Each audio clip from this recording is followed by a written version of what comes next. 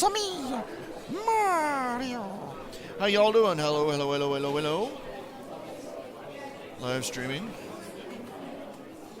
Okay, streaming now. Streaming now. Yes. Hello, is anybody out there? Is there anybody out there? I have become comfortably numb. Yeah. Okay, hello, hello.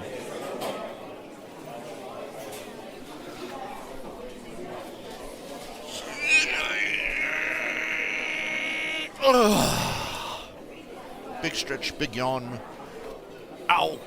Big cramp right in the middle of the back. Oh, pain. Oh, pain. Oh, oh. Oh, that isn't right. Oh, no. Ouch. Oi.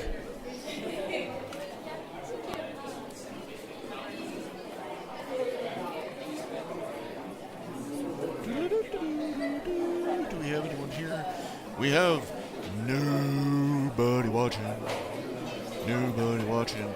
Considering my chronic descent into depression is probably driving my audience away, it's amazing that anybody watches. Let's watch this guy slide into suicide. Yeah, that's probably what they're thinking. Really, though.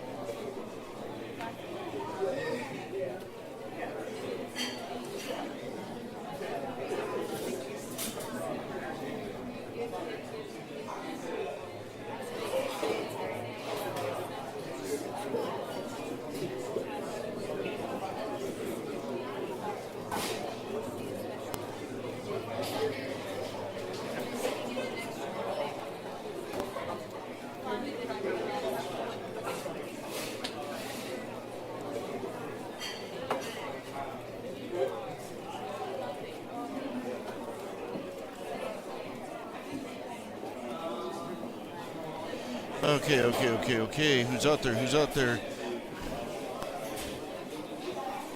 Do you love me?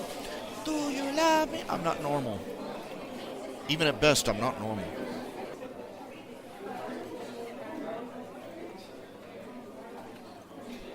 Okay, who's there? Who's there? Is there anybody there? Is there anybody there? Yes, we've got two people!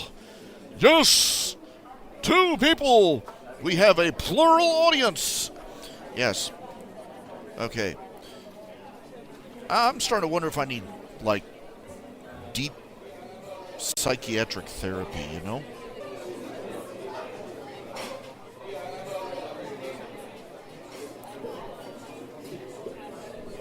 You know, because I go from this to, oh, God, my life is such over. I'm so depressed.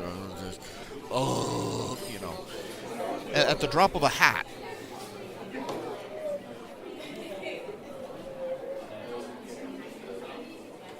There's so many things that can mess up your emotional state, you know? And it's really hard to get a grasp on. I mean, I read once, they had this one article in Reader's Digest once, you're not crazy, you're sick. And it turned out that there are all these medical conditions, I mean, things like cancers and tumors and blood chemical imbalances and malfunctioning kidneys and that have emotional side effects, like I forget what it was. There's some particular one of the examples they gave. There's a guy who was suffering from a serious medical problem that was causing, as a side effect, a completely chemical side effect, serious depression. And they went back and forth and back and forth and back and forth. And finally, a doctor noticed that one of his symptoms was that his fingernails, I believe it was his fingernails, that were turning black.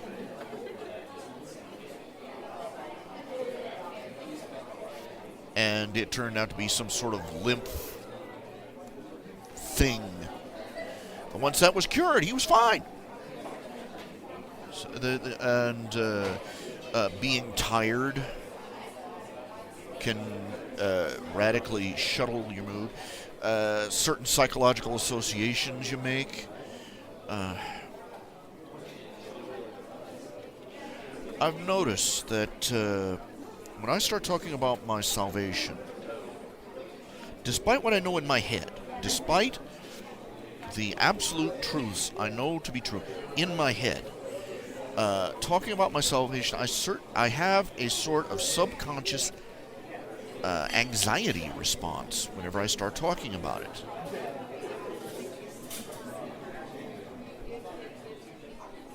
And I'm not sure the reason why, but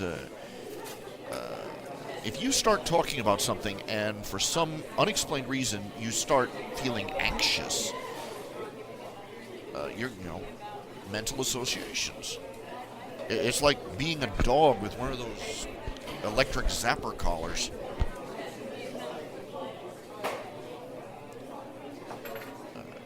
You're going to associate certain things. When I get like that, when I get as depressed as I was last night, I have to say, I know whom I have believed, and I am persuaded that he is able to keep that which I have committed unto him against that day. I believe that Jesus is the Son of God. I believe that he and the Father, Son, and Holy Spirit, he is one of the Trinity. He is fully God, and he became a man, was born of a virgin, lived a sinless life, and as a final sacrifice to pay the price of humanity's sin, mine included, that he died on Calvary, and that he came back from the dead to show his victory over death that sin had brought into the universe. And that he said, whosoever shall call upon the name of the Lord shall be saved. I believe Jesus Christ is the Son of God. I confess him with my mouth as Lord and Savior. And I have called on him and asked him to save me. He promised that he would keep my soul. It's not that I keep the faith, it's that he keeps me. I know that.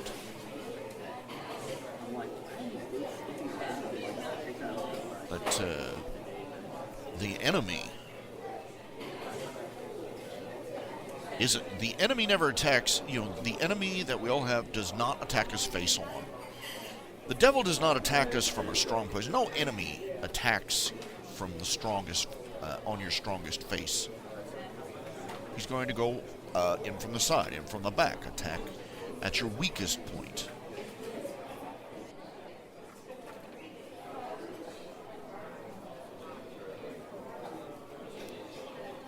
If salvation isn't a pure gift, if it isn't purely by grace, I have no hope anyway. Nobody does. So it's a constant reminder to myself to let go and trust Jesus to keep what I have committed unto him against that day. Dramatic moment. Number one for the evening. But I'm going to, I'm going to have mood swings like that. And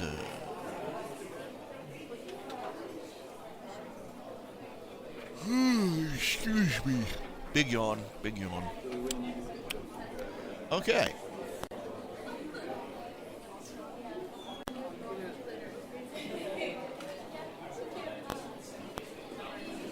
Got a new chapter of The Rise of Darth Vulcan up. I've been working on, I've been editing some of the old chapters of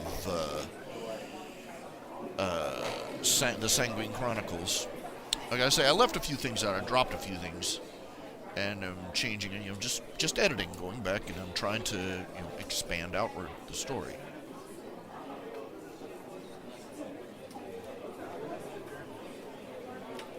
Well, it seems that some people don't like the fact that Celestia has decided to summon a champion in The Rise of Darth Vulcan. Especially not after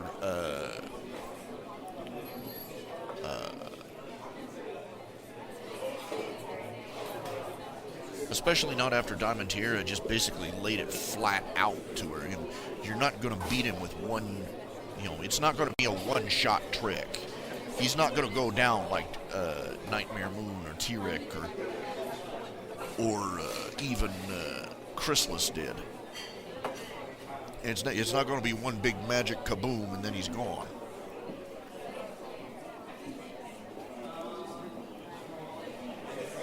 Well, anyway, they don't like that.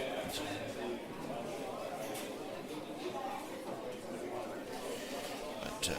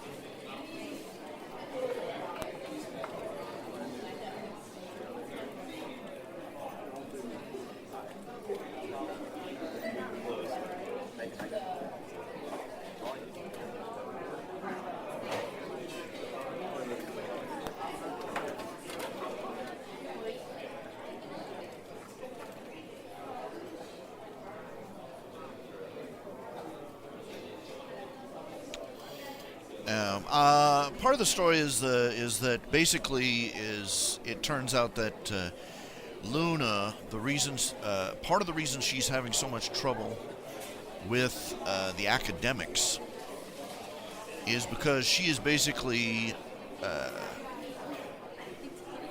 I believe we told her about the Golden Fleece Awards. The Golden Fleece Awards were originally created by a congressman, one of the few decent men in politics in our history.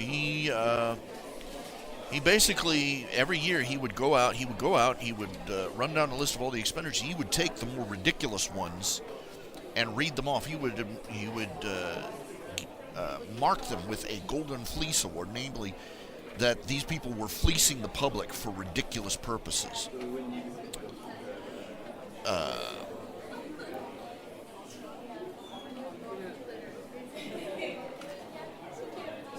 Feel free to look it up online. It's easy.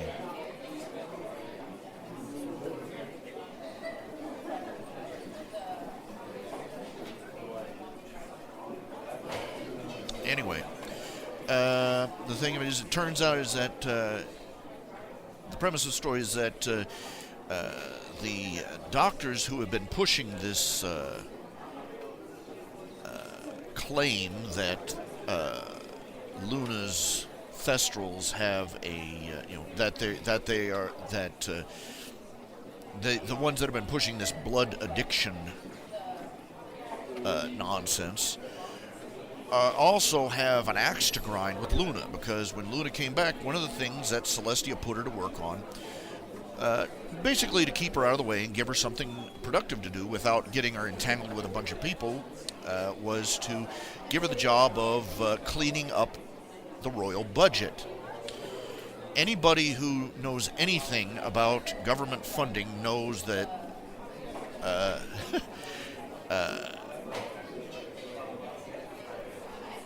that is like the third rail of politics. Okay? Look at our own society.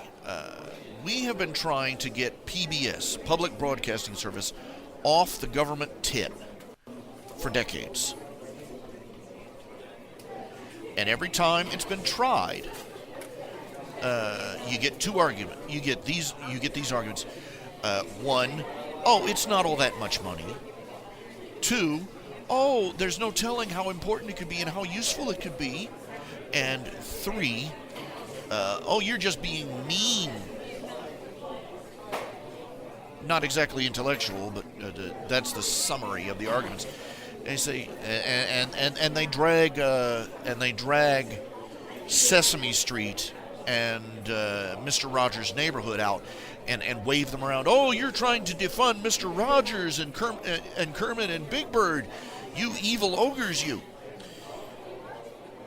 And again, we go another year with PBS getting more and more government money and just basically getting a free tab from the government. The counterpoint is that we can't even get people to cut funding for something as PBS is a luxury item, okay? It's a luxury item. It's television.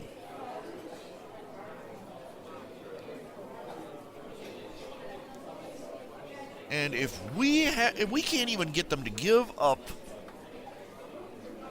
the relatively minor and trivial funding of PBS, how in God's name are we supposed to balance the budget when it comes time to start doing deeper, more serious cuts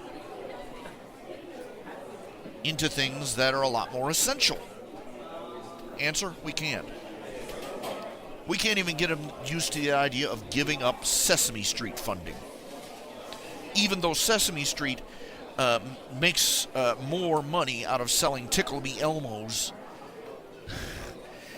than most regular budgeted TV shows can out of their entire advertising budgets. Anyway, Luna came back. Since Luna, before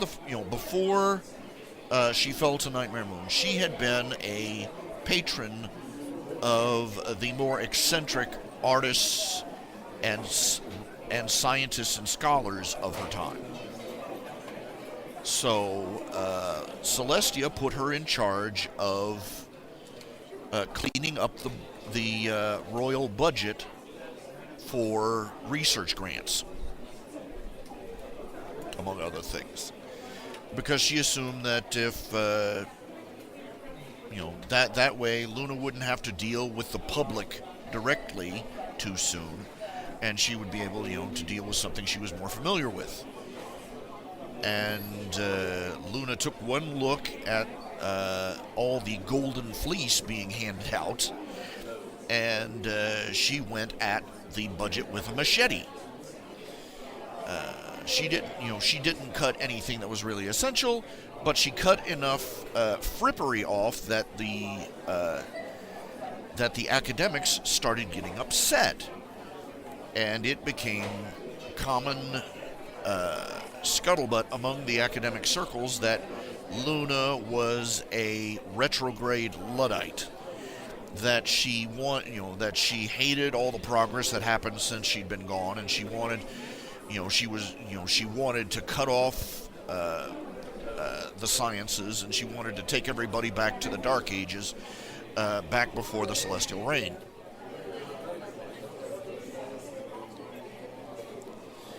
And this is a big part of the reason that the academics and the medical community have been propagating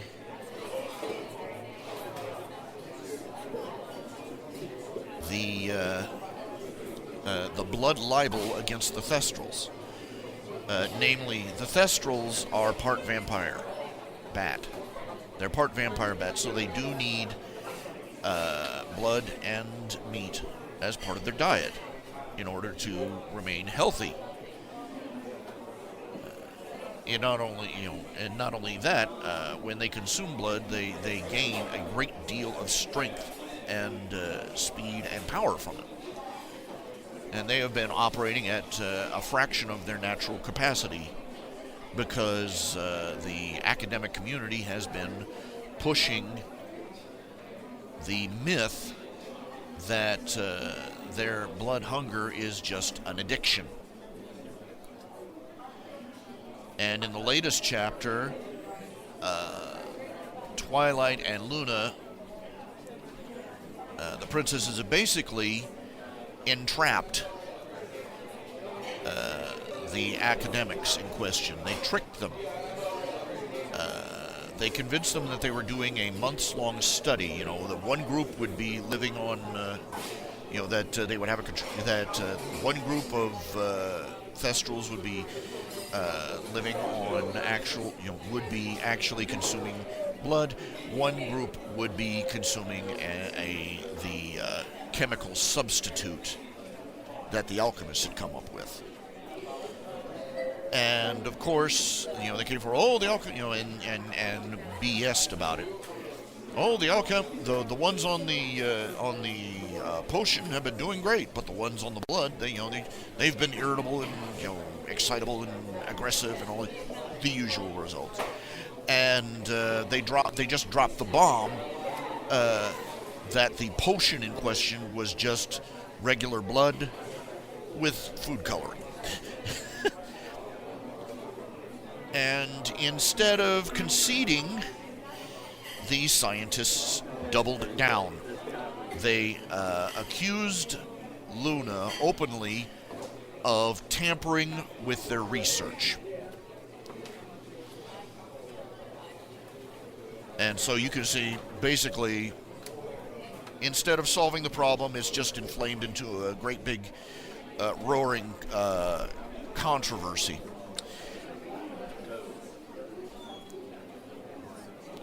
Say something. Please talk. Please type. Please say anything. Talk to me. Speak to me. I can't hear you stare at the keyboard.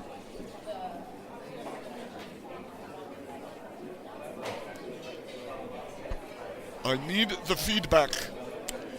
Anyway, I point out this is a parallel. I pointed out this is a very strong parallel to what is actually going on in our own community. This is one of the fundamental problems. This dates all the way back to Franklin Delano Roosevelt. Franklin Delano Roosevelt was the one. It was during his administration that a big push for funding of the arts and the sciences by the government, but with taxpayer dollars, got started. And the results have been predictable. And basically, if you look it up on the Golden Fleece Awards, you can run down, and some of them are just absolutely ridiculous. Like the military spending $3,000 to study whether it was a good idea to carry an umbrella when it was raining. Other research, for instance, they researched a brothel. They spent something like $34,000 researching a brothel to find out what happened in one of these Polynesian, I forget where it was, some brothel in a foreign country. And they repeat, we went back multiple times just to confirm what we... And so on and so forth. Ridiculous things that nobody in their right mind would pay to research. And the thing of it is that these were the Golden Fleece Awards were started by a congressman who was pushing for frugality. He got reelected several times over the course of his career. And he spent less than $200 on his reelection campaigns. And he's a very frugal man in his own personal life, and he made a point of passing that tradition on. It became a part of congressional practices clear up through the 1980s. And the Golden Fleece Awards have been picked up by private organizations such as Taxpayers for Common Sense, and politicians and grant recipients alike hate them. They're constantly arguing. They repeat over and over. Oh, they're stifling research. You know, nobody's going to be willing to do any unusual research because they'll be afraid that these people will criticize them for it. Well, the problem is that it's been shown, it's been demonstrated, it's been documented that government funding of scientific research, as first off, not only is it unethical and immoral, because you are taking somebody else's money and spending it on something that they would never, of their own free will, pay for. Something that is not related to national defense, enforcing of the law, or maintaining of the infrastructure of the country.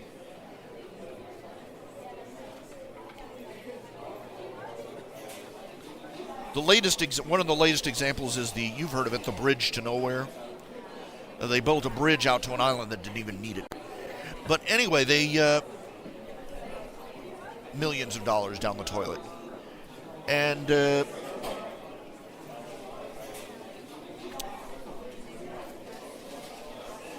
research being funded by the government means that it is biased. Worse, it is all biased in one direction. Everyone who receives a grant from the government is going to be inclined to tilt their research, what they research, and what their research results say, in a direction that panders to the interests of those in power. Politicians, hello.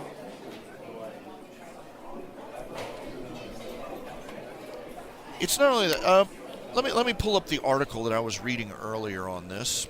Let's see if I can find it.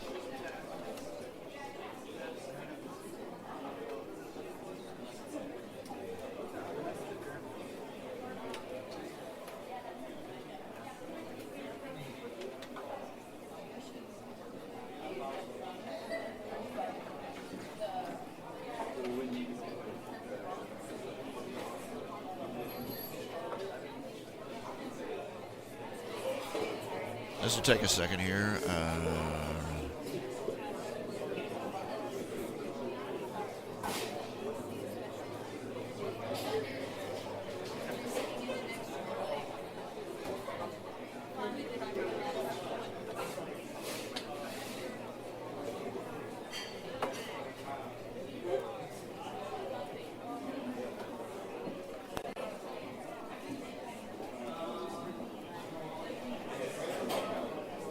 Okay, this will take a second here.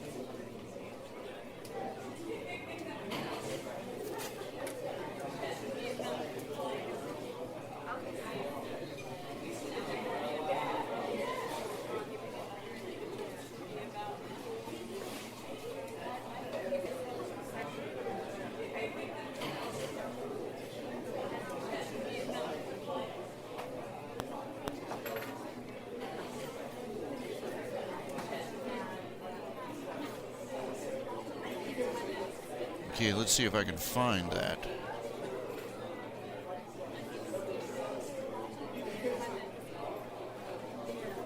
I'm looking for a specific article that sums out.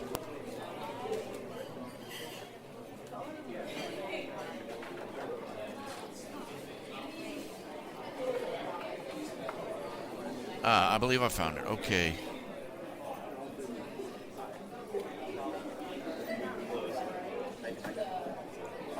Reality, public choice influences on science are pervasive and enforced through the massive and entrenched bureaucracies of higher education. Let's see here. I'm looking for the specific examples.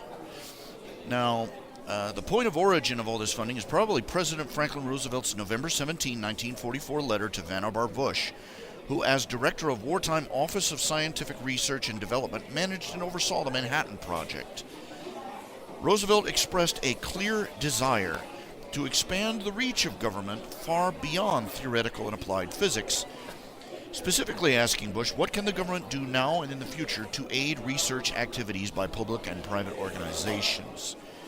In response, Bush published Science, the Endless Frontier, in which he explicitly acknowledged Roosevelt's more inclusive vision, saying, it is clear from Roosevelt's letter that in speaking of science, he had in mind the natural sciences, including biology and medicine. Bush's 1945 report laid the groundwork for the National Science Foundation, the modern incarnation of the National Institute of Health, and the proliferation of science support through various federal agencies.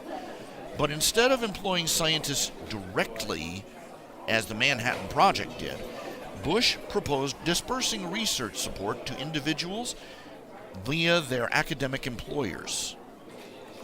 Universities saw this as a bonanza, adding substantial additional costs. A typical public university imposes a 50% surcharge on salaries and fringe benefits. At private universities, the rates can approach 70%. So every time a professor at a university gets a government grant, the university gets half. These funds often support faculty in the many university departments that do not recover all of their costs. Thus, does the physics department often support, say, Germanic languages. All those little retarded classes that universities run, the ones that everybody laughs at, guess where they get their funding from? From government grants meant for hard science. The government, the university charges the scientist 50% and then spends that 50% on all this stupidity.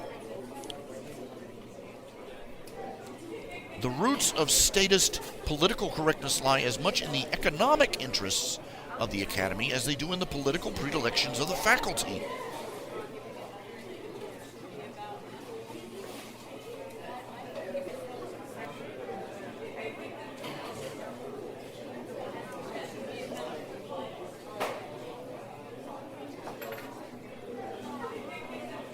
As an example, the author draws attention to his field of expertise, which is climate change science and policy.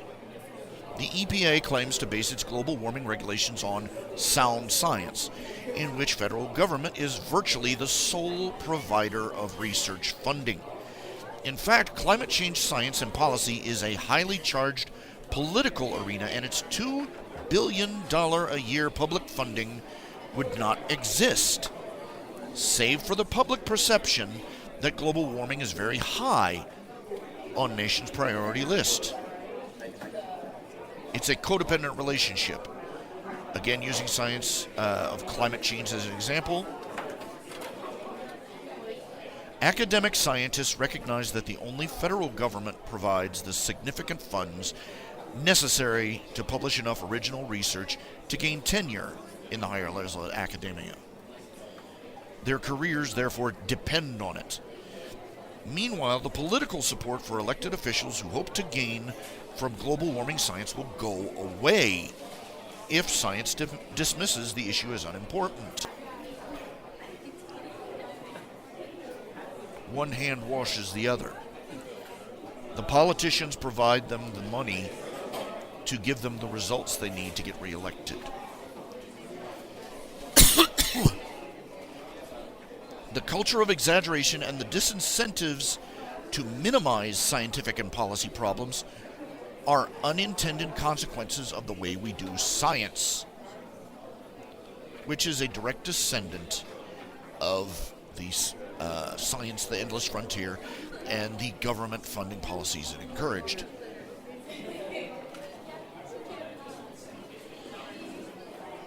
And you have to understand that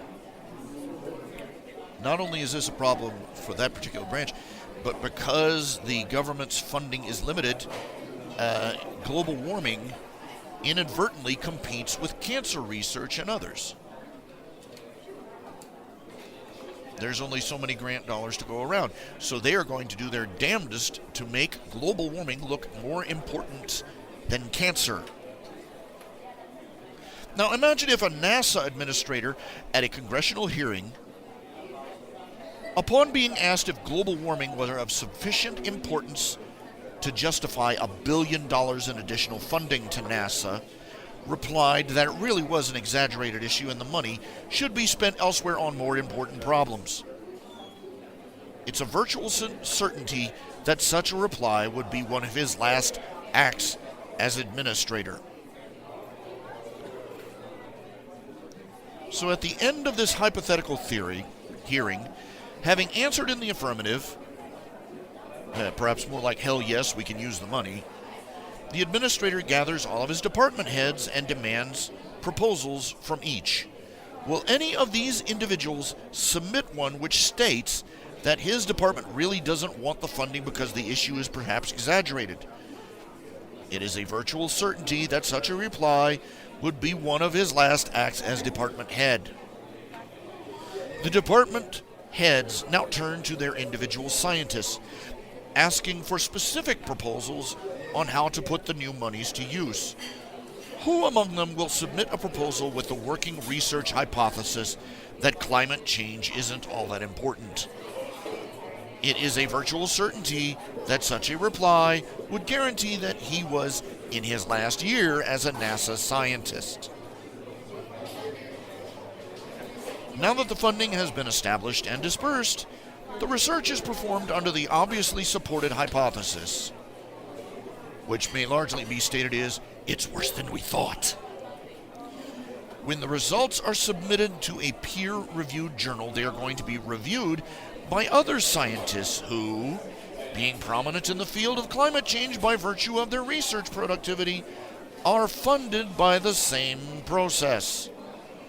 They have little incentive to block any papers consistent with the worsening hypothesis, and every incentive to block one that concludes the opposite.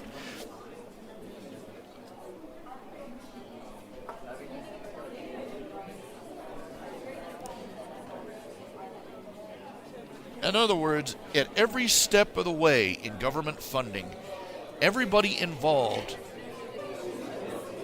has a massive financial and personal incentive to give the people above them, and ultimately the government politician who gave them the money, the results that they want and expect.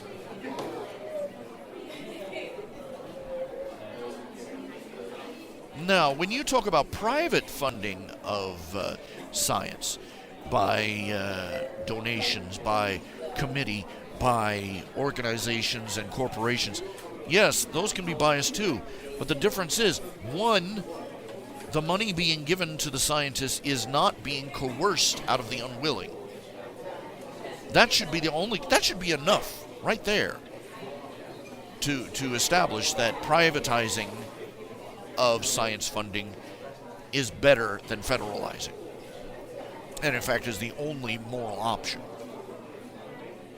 But beyond that, it encourages the scientist to find multiple sources so that they are not entirely dependent upon a single biased source for their continued financial survival.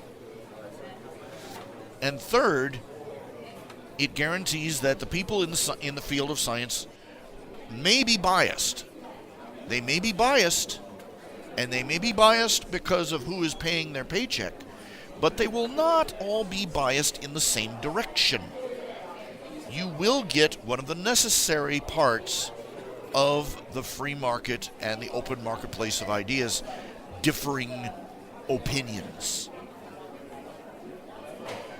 So if the tobacco companies fund a bunch of scientists, and the scientists, surprise, come out claiming that smoking cigarettes gives you vitamins and crap, there will be other people funded by the National Cancer Institute who will do research that will compete and contradict them. But if everybody gets their money from a politician, they're going to give the results that they think that the politician wants, because they know that if they say anything that indicates that no, we don't need the money for this kind of research, they're cutting off their nose to spite their face, and that will be the last time they do any business in science fields.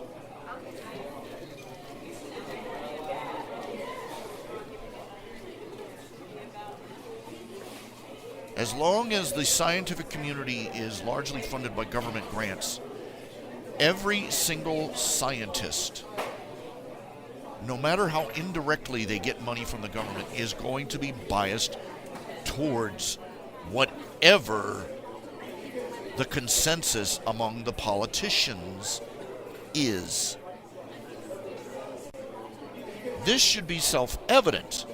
When everybody gets paid by the same big boss, everybody's going to do what that same big boss says. They're going to work to please that big boss. And unfortunately, philosophical pretensions to the contrary, when people, it's not publicly funded. When they call public scientists, they're publicly funded. They're not publicly funded. They're government funded. They're funded by a politician. They're funded by a bureaucrat who wrote in a number on the bottom line on a paycheck to send to them. They're going to say whatever they think the politician or bureaucrat in question needs to hear to be sending them that check. When a scientist in the private community goes out, first of all, even if every scientist in the world worked for corporations, they've still got to produce real results. No company on earth is going to keep paying for a scientist who does crap research.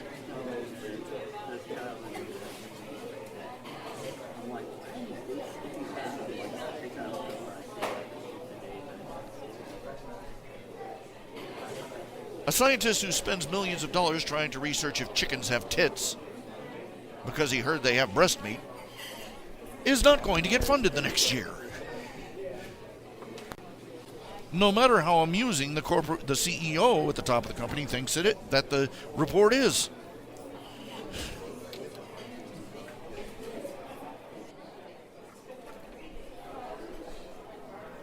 But a man working for a government handout never has to produce anything. You can't fire me for doing a bad job. I work for the government.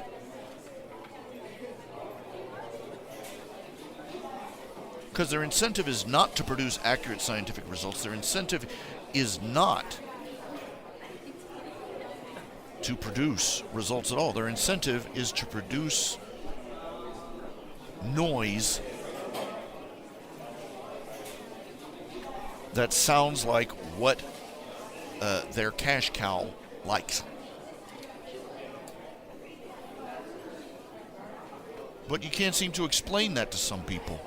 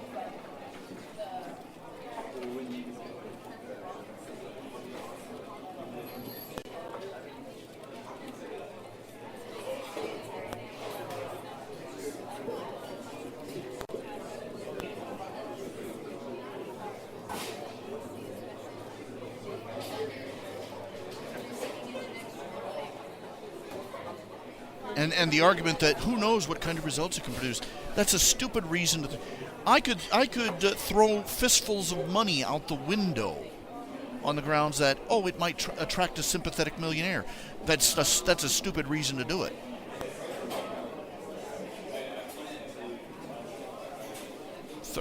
Throwing money in a rat hole doesn't, it might grow into a money tree. No.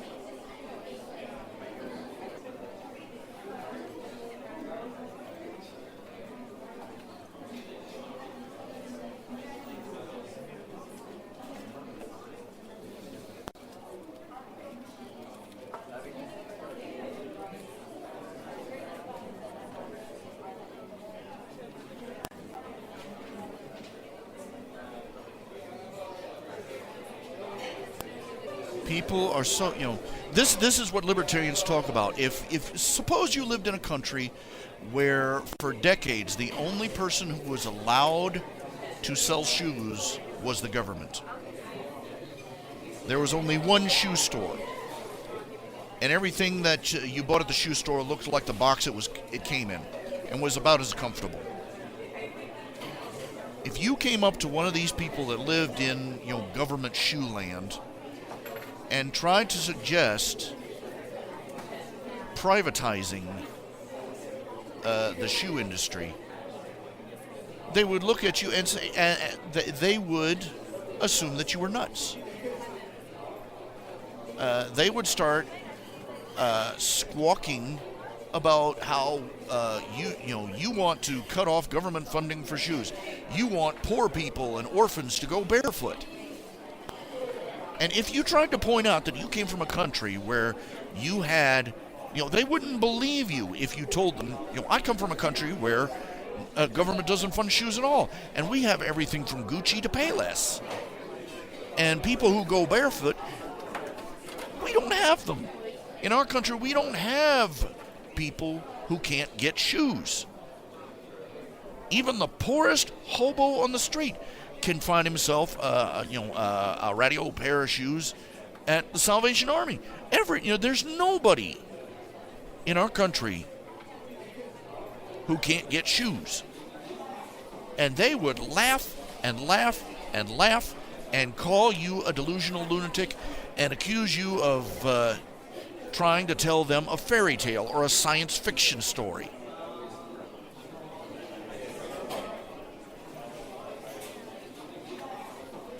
That's the way it is with government funding of science, of the arts, of education.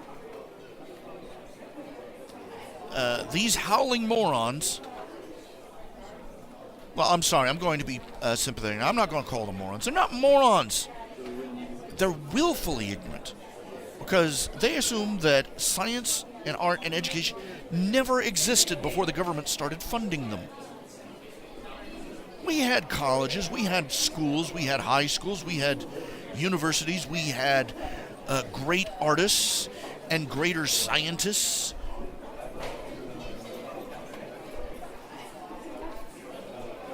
For hundreds of years before the government started handing out our tax dollars to them. And they were better. But to them, history began yesterday. Everybody has that flow. To everybody out there, history began yesterday.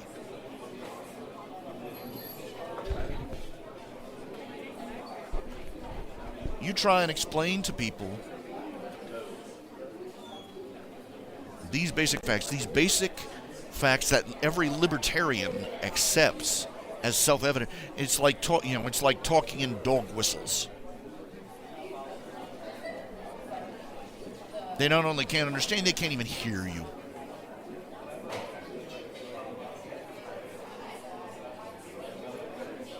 This is the constant struggle to try and convince people of this. I'm remembering the story. I'm brought to mind the story. This isn't something you can't teach people. This is something you have to show them. Now, you recall the story of Shadrach, Meshach, and Abednego. And Daniel. When they were first made counselors to the king of Babylon. They were brought to the table. They were offered the food that the king ate, but it wasn't kosher. It was unlawful for them to eat, so they refused. And this offended the king greatly when word got back to him, and they were in danger of being executed for it. The overseer was, told them, if the king finds out, you're going to be, or rather, the king's supervisor said, if the overseer said, if the king finds out, you're dead meat. And and Daniel said, here, I pray you, just for 1 week, I forget how long it was, right? Just for this next period, for about a month or so, let us eat nothing but this vegetable soup that we've made. That is lawful for us to eat. And when we are done, after this time has passed, compare us to our fellow servants who are eating the food from the king's table. And they did it. And they came back, and surprise, hey, guess what? The first scientific experiment in history with a test group and a control group. Surprise! And their overseer came back. Surprise! They were healthy. They were stronger. They were healthier. They were better looking. They were doing better than the ones who were eating the best that the king's table had to offer. And so, the guy said, "Fine, just go ahead like that." We can't. We've reached the point where we can't teach people these things. We can't teach people these things anymore. We have to show them. We have to make it visceral. We have to make a visual, hands-on, pick up and touch and hold and feel and taste and smell example to prove to them what we are saying. And that concept has been getting in my mind a lot lately. We've reached the point where talking isn't enough anymore. We have to show and tell.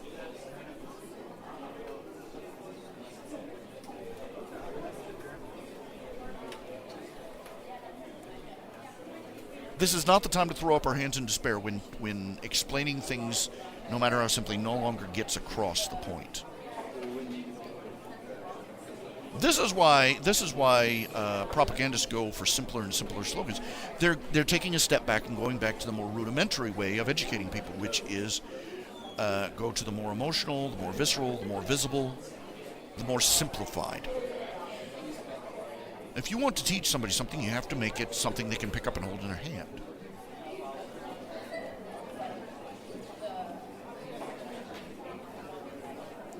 Now, I've been thinking for some time about this idea. Now, I want you to listen to this idea.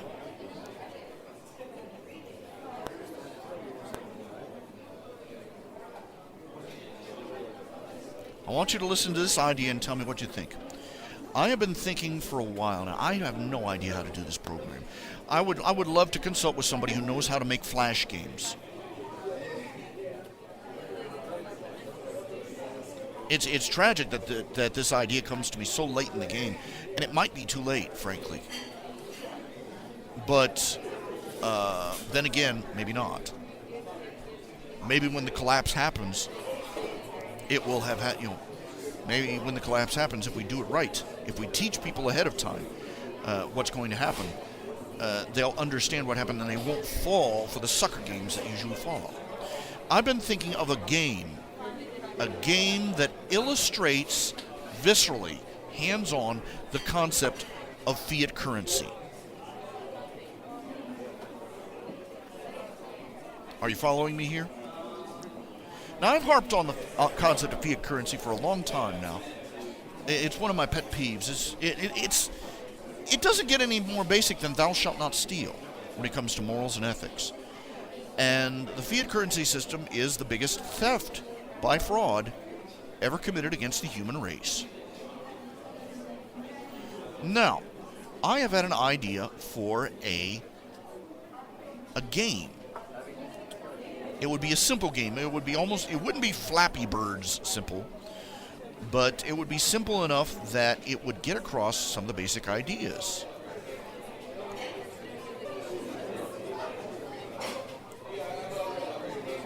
The idea is it would be a very simple game. The idea is that your character, it's a coin catching game. You start out, you move your character back and forth trying to catch coins that fall from the top of the screen. Okay? And you have to catch so many of them in order to meet your quote, in order to pay the bill to move on to the next level. Okay? And keep playing. Now, the catch is, when you start out, the coins are all solid gold.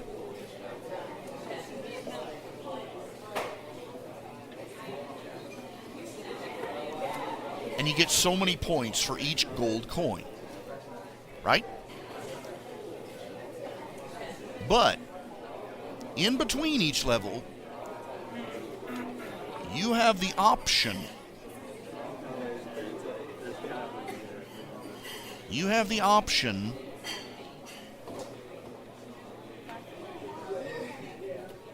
to increase the number of coins by decreasing the amount of gold in each coin. And you see the result, if it's 10% off, 1/10 of the coin will be gray. If it's 50%, half the coin will be gray.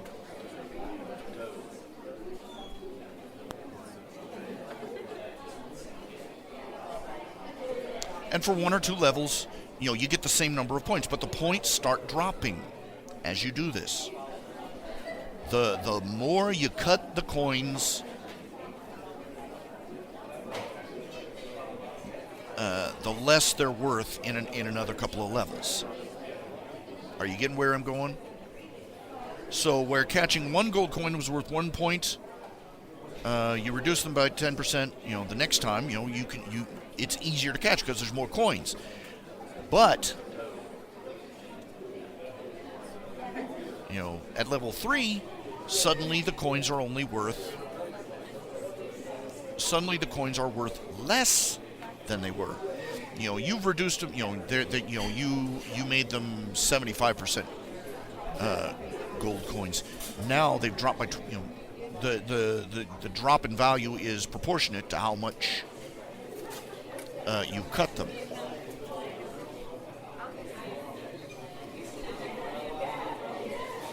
So you end up having to catch more coins. And each level you do this, you have to catch more and more and more and more coins.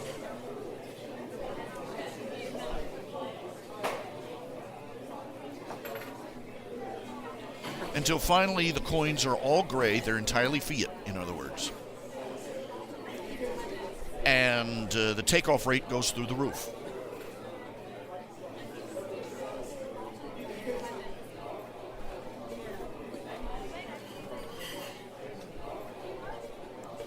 And you literally do not have enough time to catch enough coins to pay to go on to the next level. Little side thing is that the coins you catch go into a little piggy bank on the side. And once you've paid off stepping up to the next level, whatever coins you have left over, you can hold on to.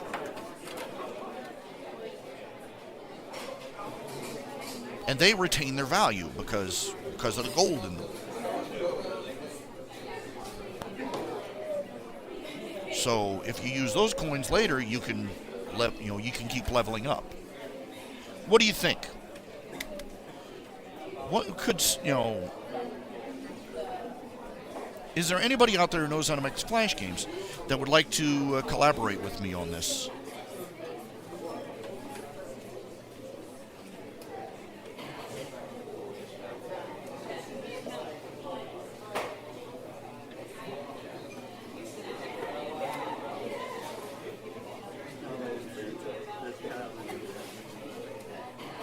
Or if you really wanted to be cruel, you could have the coin dropper be the government, and every now and then the government cuts. a little bit more at random. You know, I'm not sure if it would be as big a seller as Flappy Birds, but wouldn't it be interesting if it was?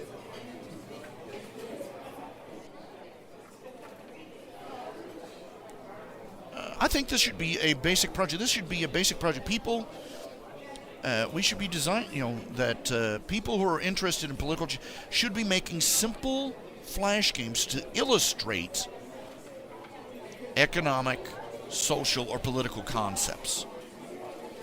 I've seen games that are used to illustrate what it's like to be drug addicted, for instance. It starts out, you have to navigate this hazardous field full of booby traps. If you take, you know, if you let your character take one of the magic pills, for a while there, everything gets easier, you know, and everything gets pretty, and you can go through the maze easily. But after the pill wears off, things are worse. And the pills last less and less time each time. Till eventually you're taking the pills just to remain normal. It's a very effective illustration of what addiction is like.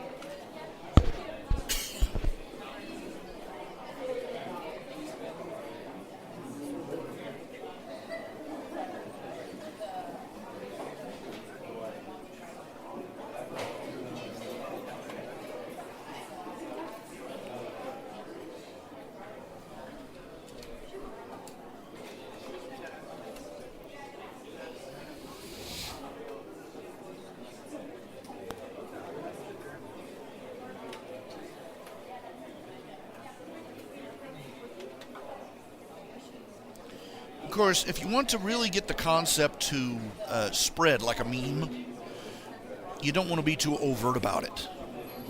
I mean, it would be kind of stupid to call the name Fiat Currency, the adventure. No, nobody's going to pick that one up. Call it Coin Toss and just play it, you know, just... You avoid any heavy-handed symbolism, in other words. You're trying to illustrate abstract concepts, not concrete individuals or institutions.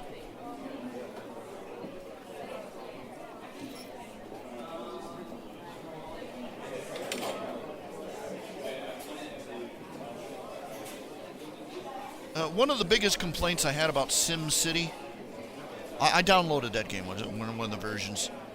It was a top-down economy. And it was completely unrealistic. Because the people didn't do any, you know, it was a socialist fantasy, basically. The people did not do anything of their own accord. They didn't build businesses. They didn't change their habits to match the market. You know, it was, as far as simulations go, it was terrible.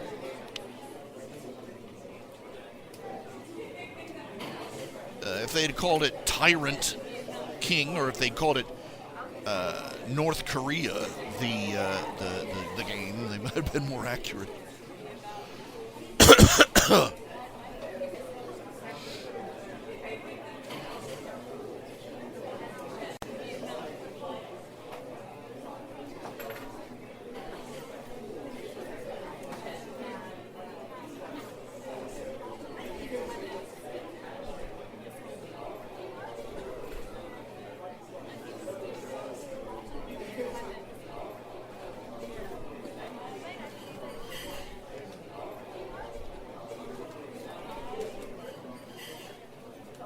Anyway, getting back to the point. I mean, why is this so hard to grasp? Why is this concept that letting our scientists all get their money from a single source is a bad idea? Especially a single government source.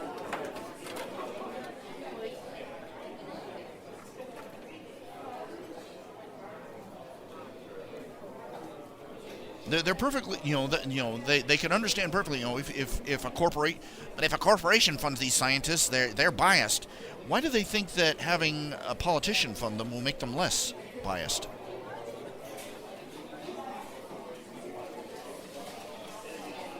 I don't know. Some people, you just can't cross the divide.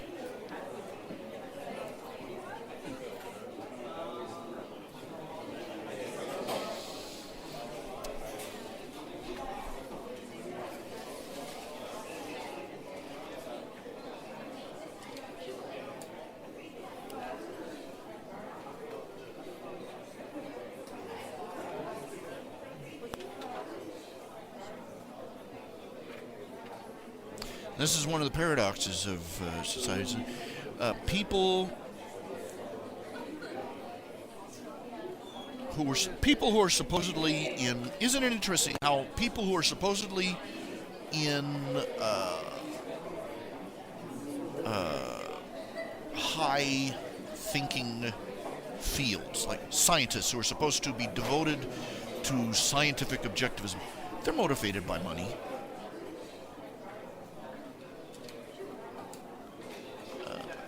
In public, they claim to be motivated by the highest ideals of science, but they're motivated by money, same as everybody else. But on the other side of the stick, you've got people like Hollywood producers who you would think are only motivated by money, but behind closed doors, they're ideologically motivated more than you'd care to think about. This is why you get them making movies like Bowling for Columbine or Brokeback Mountain, or stuff that just grotesquely offends their audience and costs them money. Let's put Bowling for Columbine in perspective, and let's put Michael Moore in perspective. His last two movies made less money than a re-airing of Richie Rich, the movie. He's not as great and epic as he thinks he is.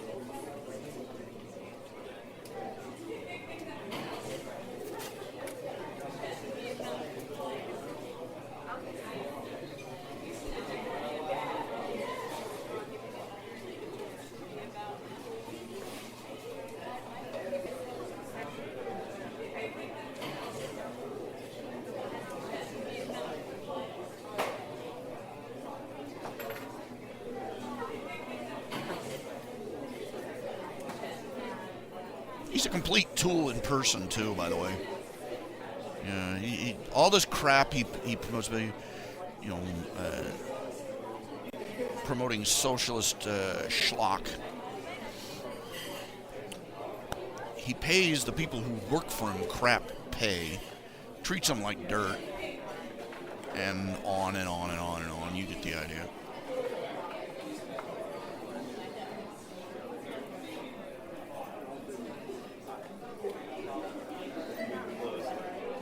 Let me switch this over here. So you can see what I'm doing.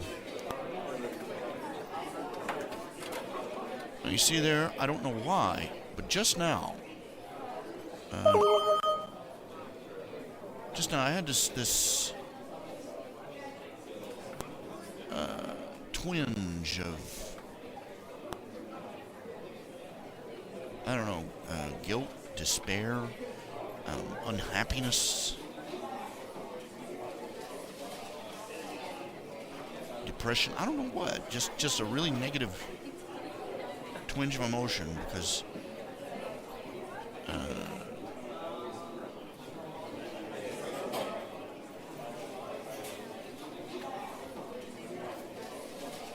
I don't know. That's the thing. I don't know. I don't know what triggered it. I said, here, let me switch this over so I see what I'm doing, and I felt this, this bummed out emotion.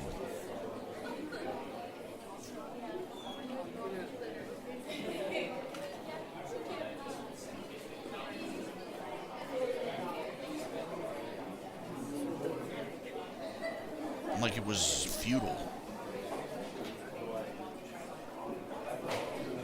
Like I was trying to distract myself or something from something really bad.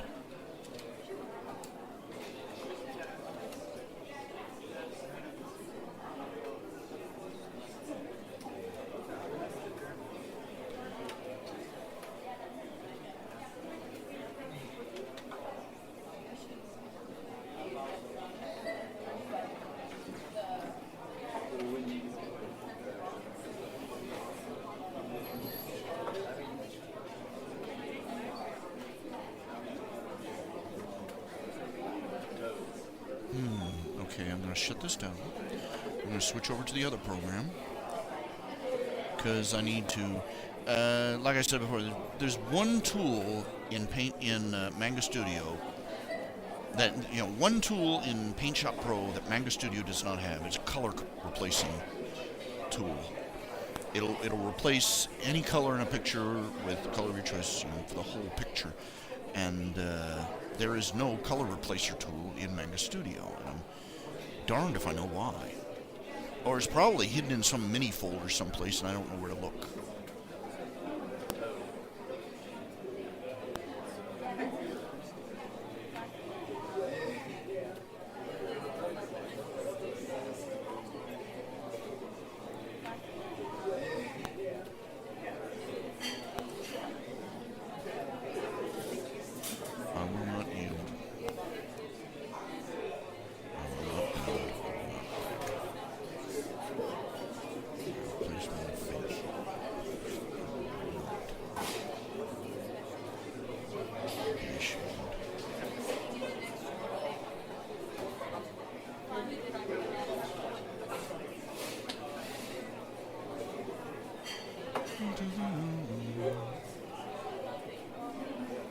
Lift up my soul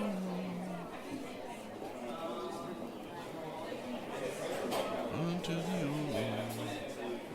Do I lift up my soul? Oh, I trust in thee. Let me not be ashamed. Let not mine enemies triumph over me.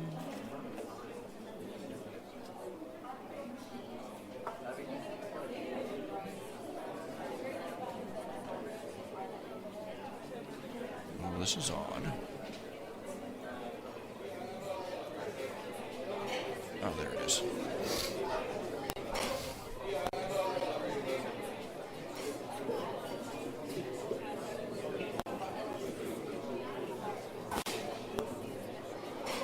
See, all I have to do, ink dropper, reverse it, and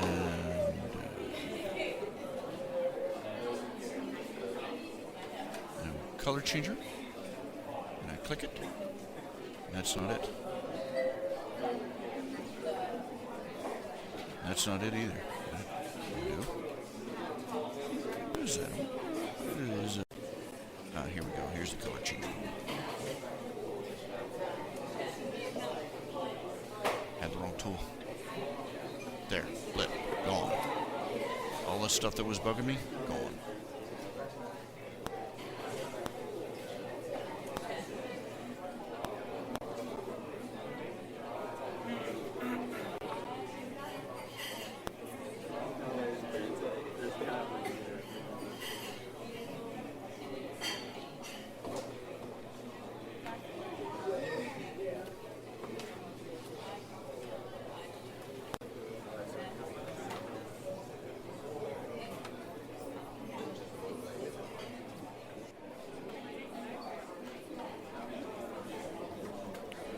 Save it. Talk to me, people. Where's the love? That song is it's I forget the passage. It was this is one of the worries I'm surprised more people don't use this. This is how many of the passages we learned in the Bible were memorized. Sing them. I forget the passage that was. John 11:35 and 36, though. I think I'm remembering the verse, the reference there correctly. So, I am the resurrection and the life. He that believeth in me, though he were dead, yet shall he live, yet shall he live. And whosoever liveth and believeth in me shall never, ever die. Believest thou this?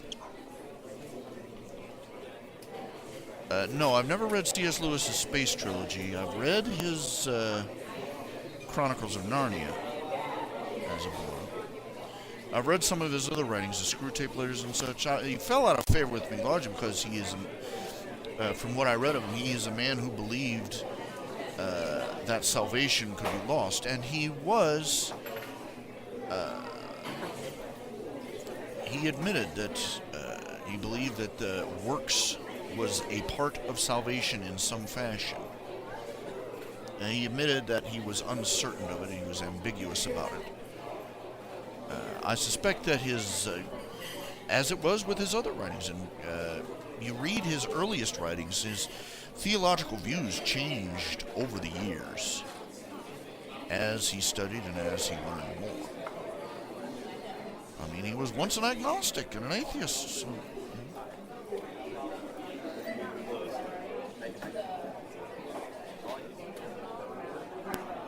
it's unsurprising. But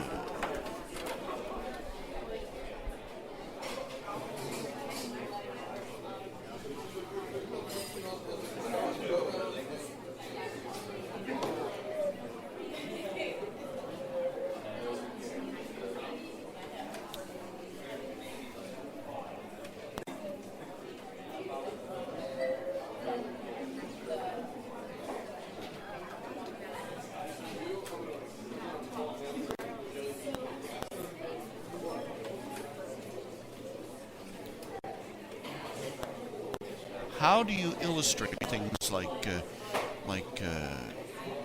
currency policy? Now, here's an interesting thing: is that most people don't know is that the Wizard of Oz and the entire Oz series, really, but the Wizard of Oz in particular, the man who wrote it, it was actually something of a socio-political cartoon. The story itself, or rather, it lifted much of its imagery from the time it was written in political terms. The Tin Man was a common representation of the industrial era, which was revving up at that time. The Scarecrow was used often in political cartoons to represent the farming community.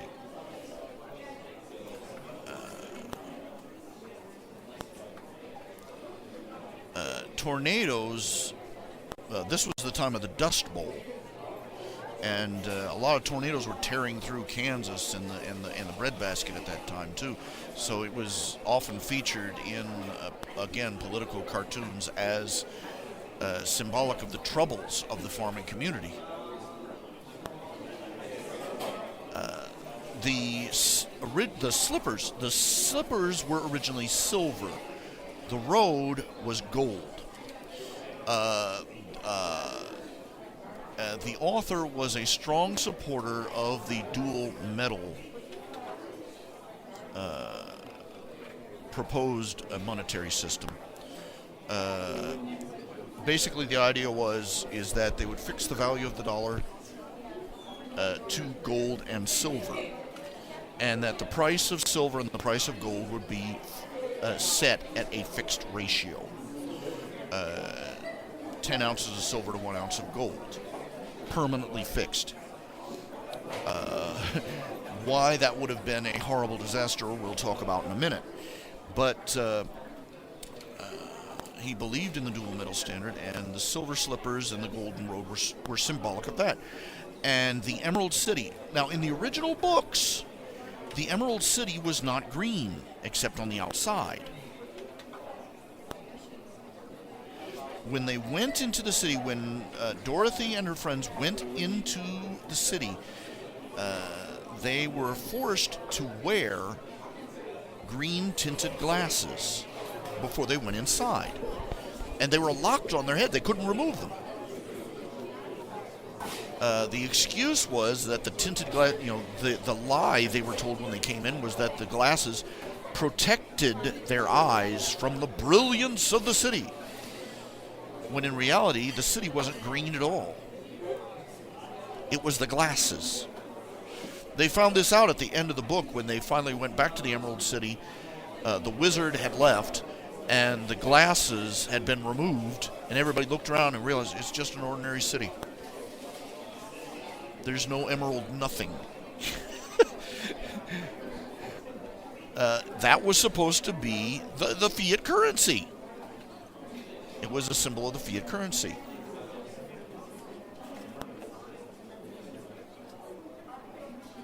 that the only reason the Emerald City retained its reputation was because everybody was blinkered. That once the blinkers came off, there it went.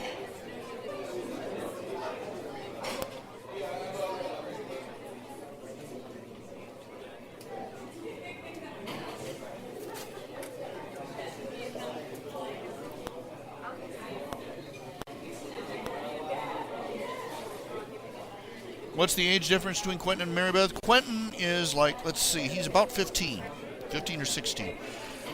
Marybeth is probably 11.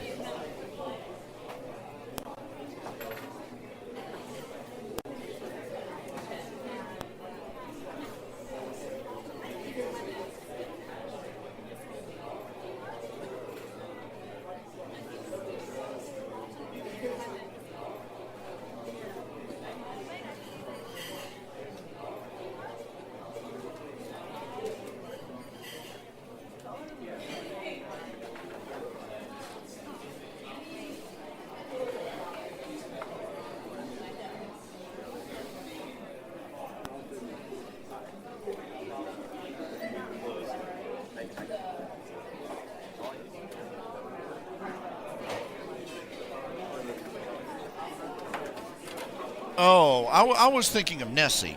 I mean, Marybeth, I believe she's... What did I decide on her age? She's either 19 or 20. She's just she's either just leaving her teens or is just about there. So she's maybe 4 or 5 years older than him.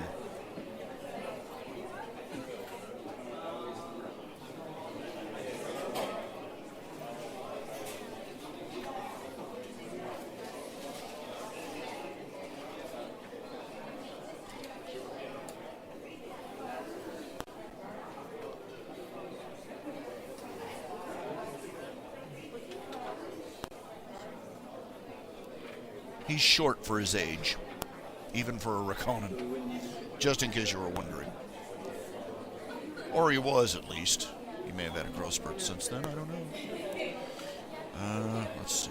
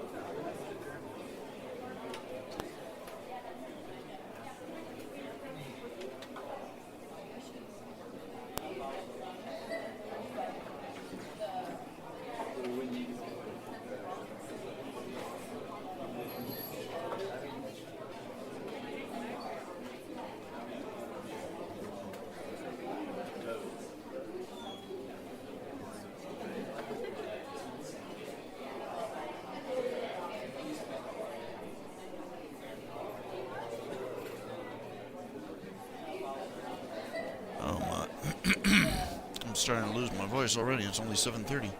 We're in trouble. Mayday. No, I haven't had a chance to look at those Unico links. Hope I still have the mail that you sent me. Oh.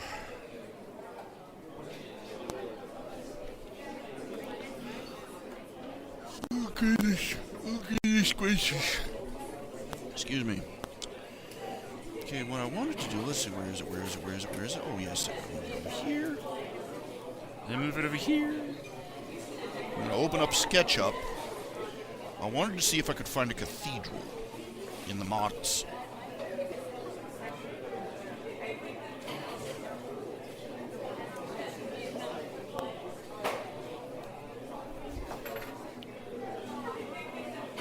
Oh my. Okay. Delete. Okay, I'll be right back.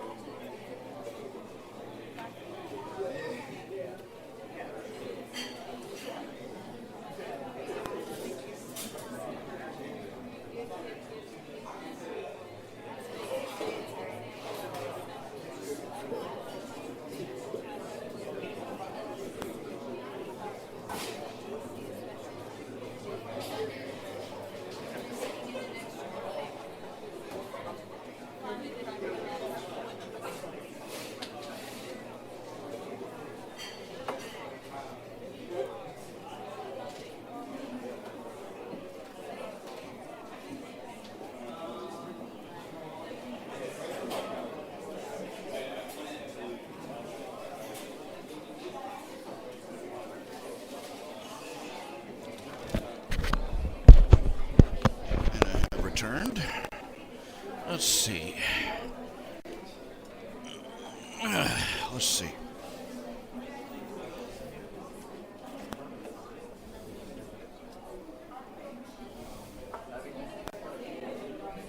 Opening up the 3D warehouse.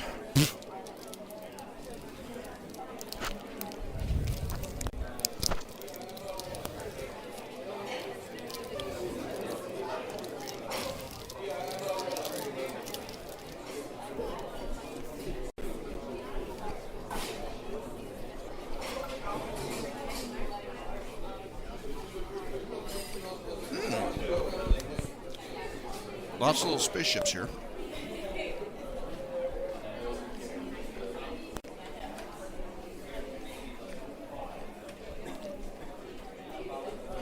In case you haven't guessed, this is going to save me a tremendous amount of time.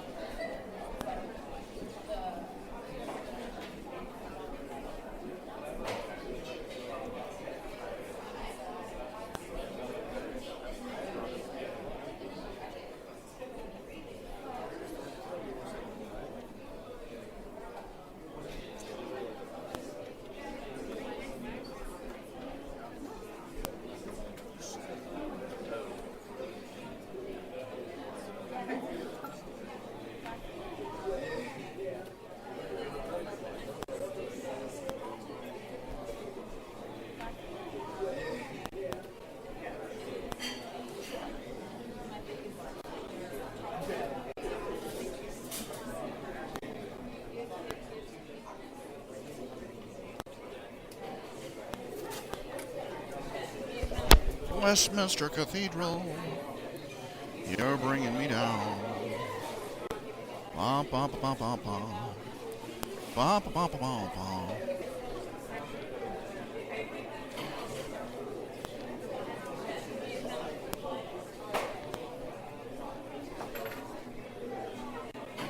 Ba ba ba ba ba. Oh, the Leaning Tower of Pisa is supposed to be a cathedral? I did not know this. St. George's, Scottish Rite. Westminster Cathedral, you're bringing me down. Bum, bum, bum, bum, bum. Bum, bum, bum, bum, bum.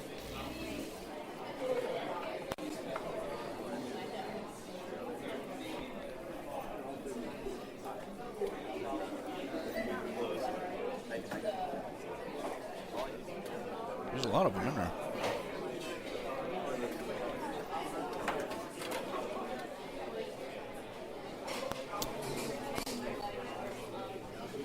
Let's see, I'm looking for one for a particular style or type.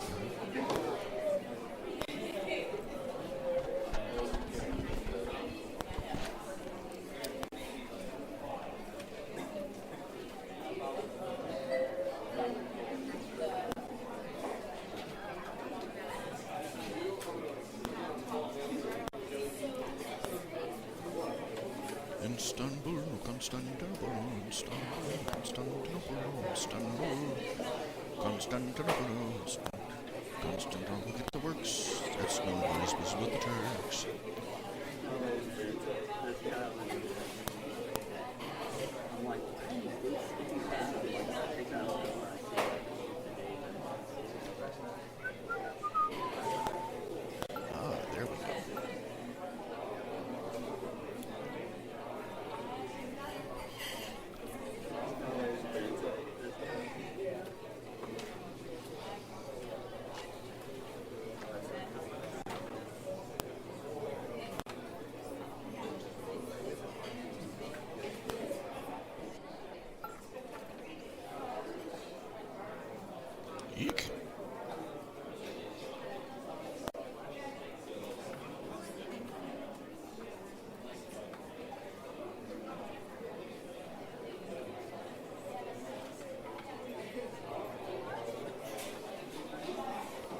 can't see.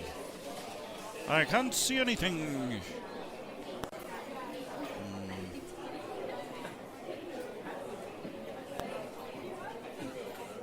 That's a big booger, isn't it? Son of a gun. Wonder if I can shrink it.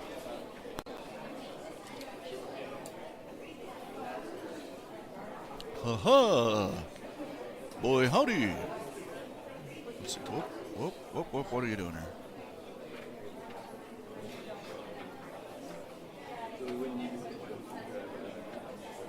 Okay. Camera.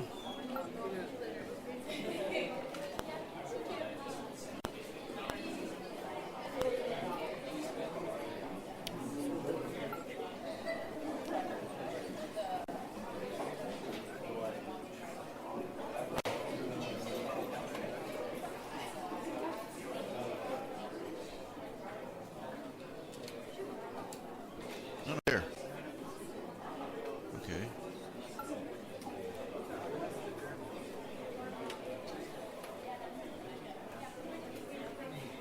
Out there's a big cathedral. I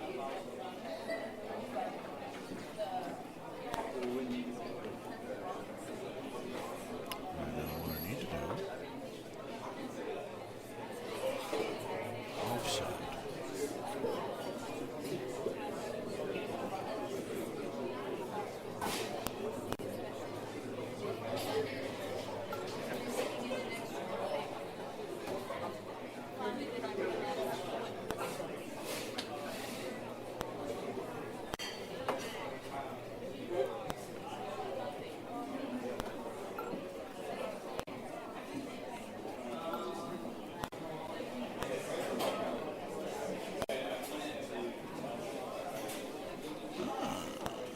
Actually managed to get it close to where I wanted it.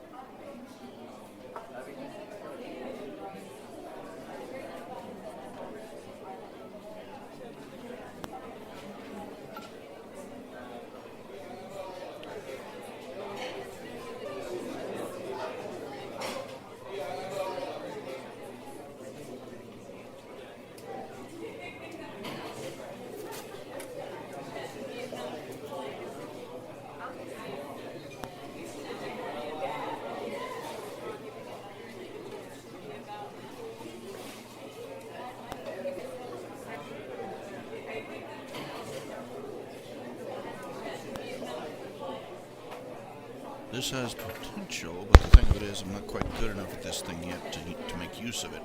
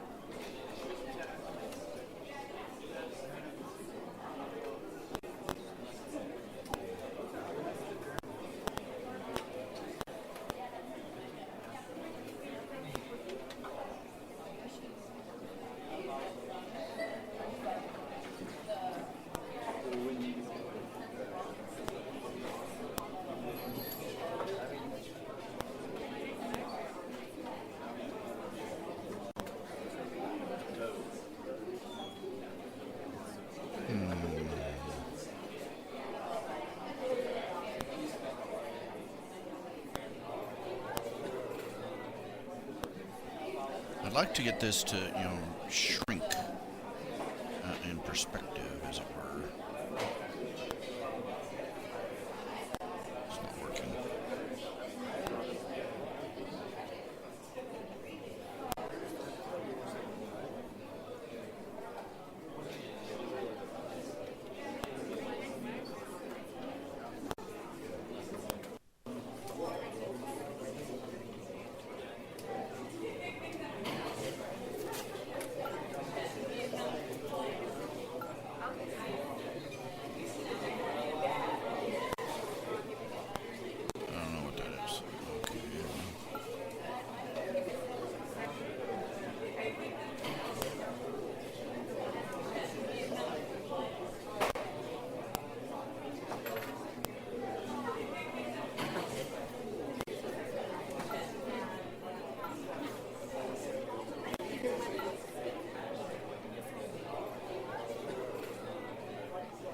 Well, this is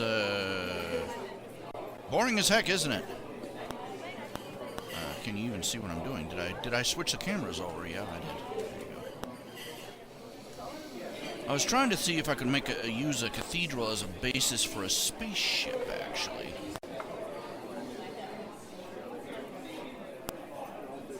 Oh, look at that! Look at it! I'm wrecking this thing.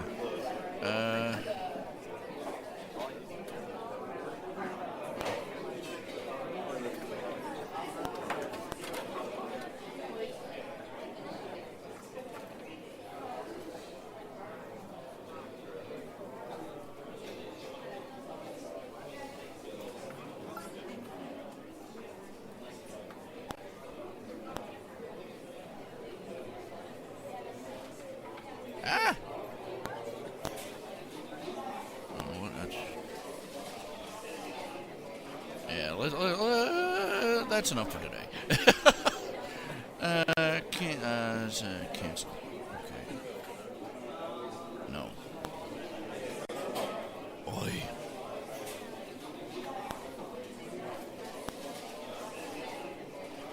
Certain results are beyond my capacity at this moment.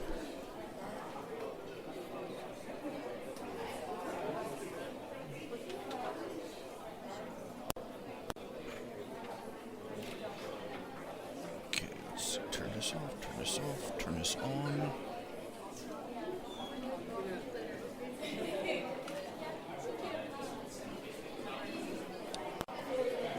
Hello, Adrian Halls.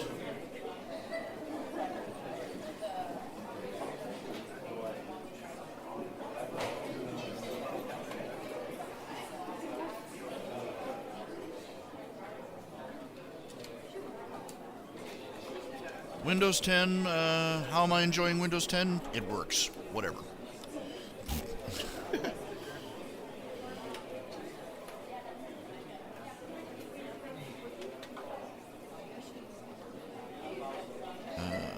Breakfast. Ouch. Wrist is hurting. Ow, ow, ow, ow, ow. Pop, pop, pop. Let's see.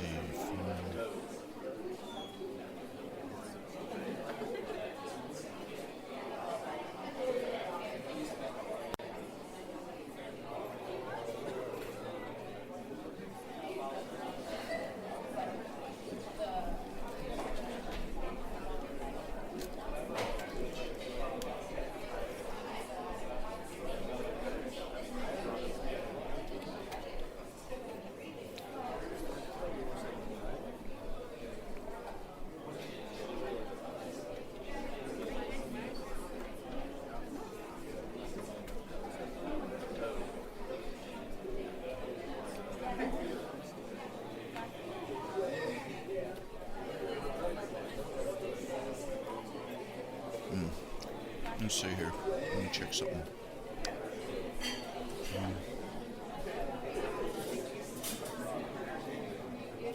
Darn it, let me guess. The what's the jigger isn't working right again.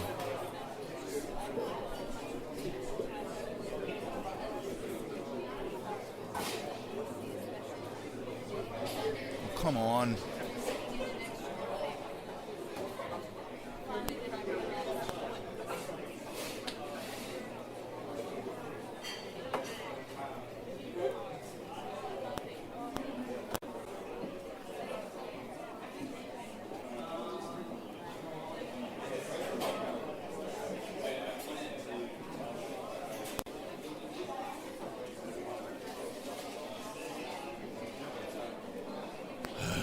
Stupid apps.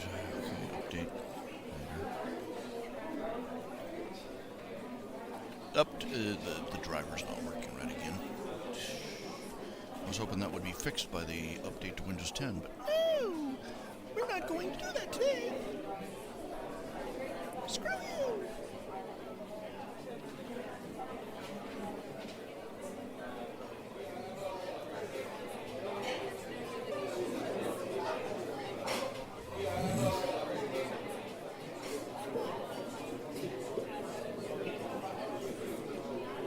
That's just not going to make it.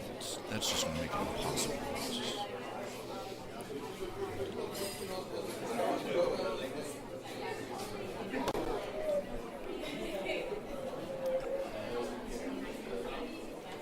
When the tablet driver goes, it's like trying to draw with crayons. Stupid thing.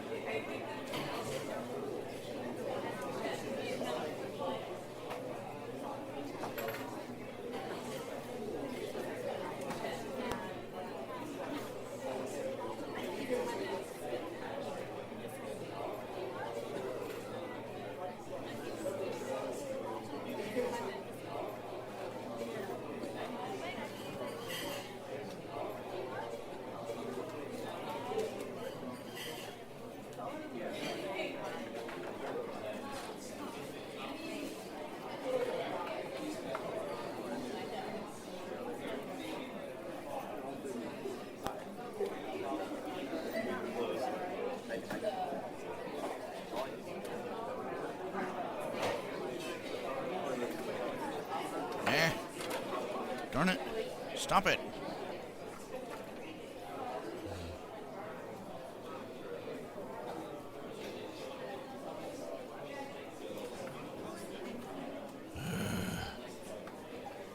Okay, what undid? Dag blast it.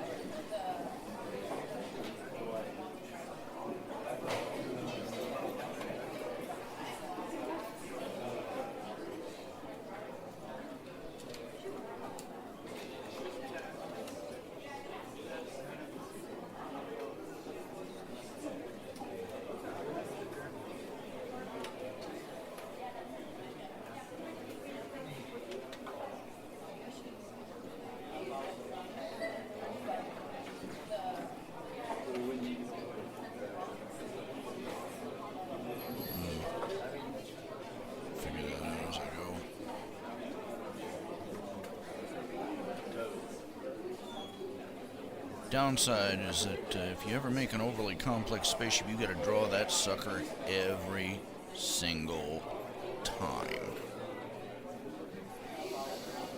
And there always be somebody, well, the port nacelles look differently in this picture.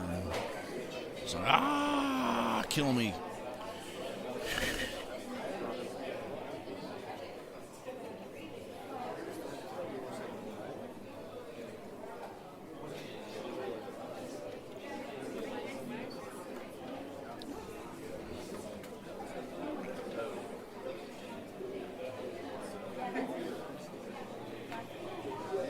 That don't work.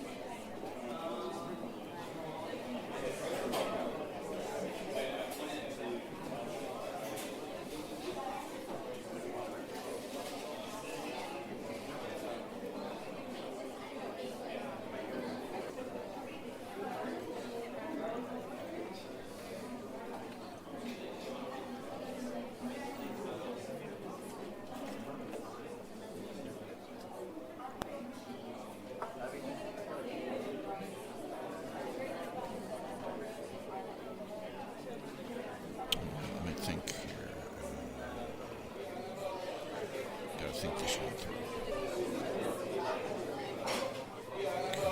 Okay, full of black.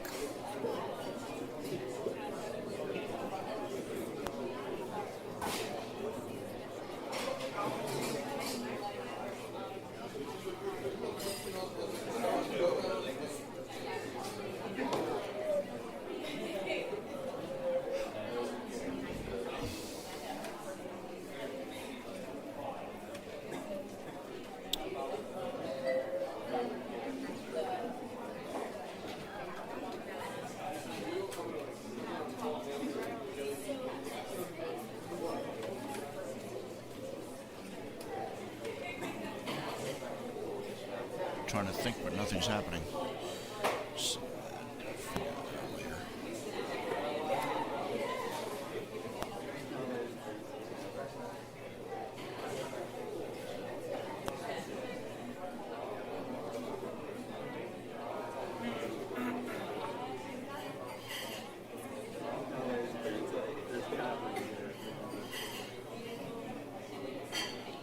If the CMC get their cutie marks, well, Remdog, we've been waiting 5 seasons, and we're still waiting for them to get their cutie marks.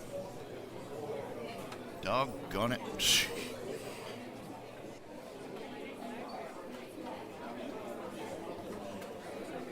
Well.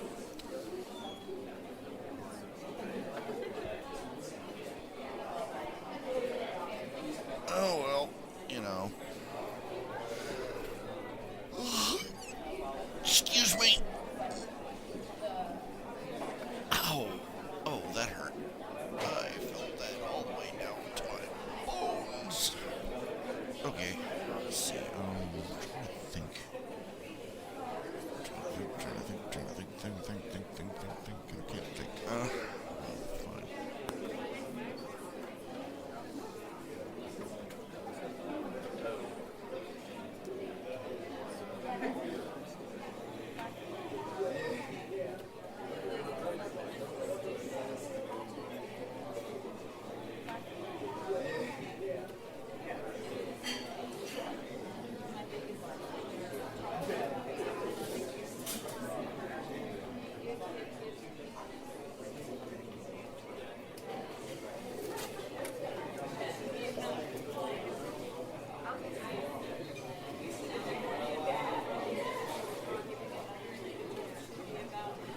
Know what I should have done.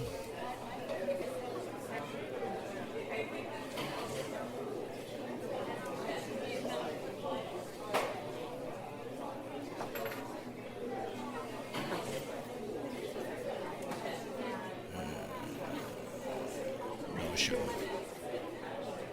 Yes, I should have. Okay.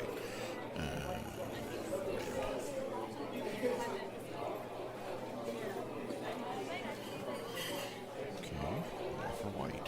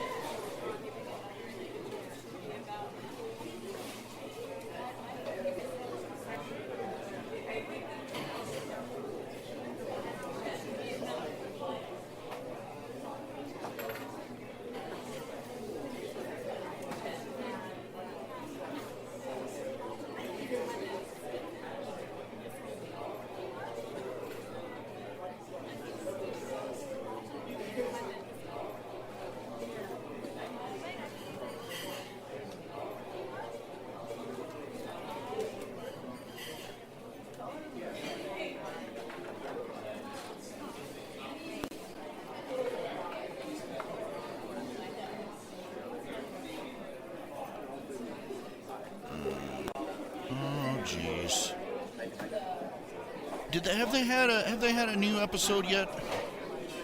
I hope I didn't miss one last Saturday. I'll have to go look it up. I know that the next 2 new episodes are supposed to be rarity centric.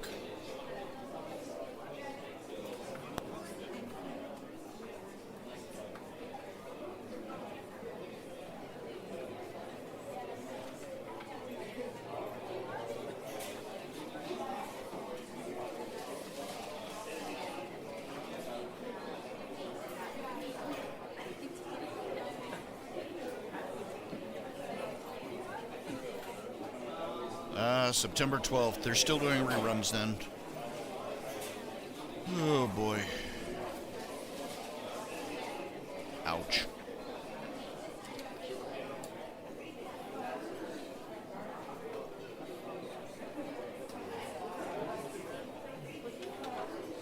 Stupid computer. Let's see here.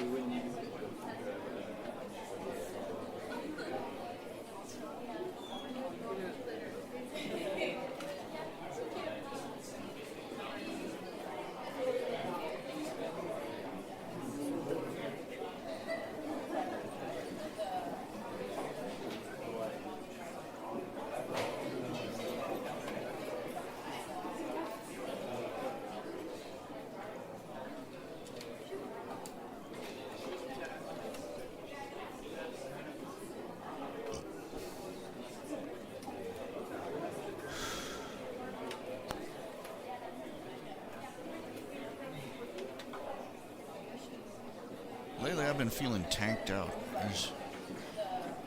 I'm going to have to stay away from the energy drinks. They seem to, they'll give me a boost, but man, afterward.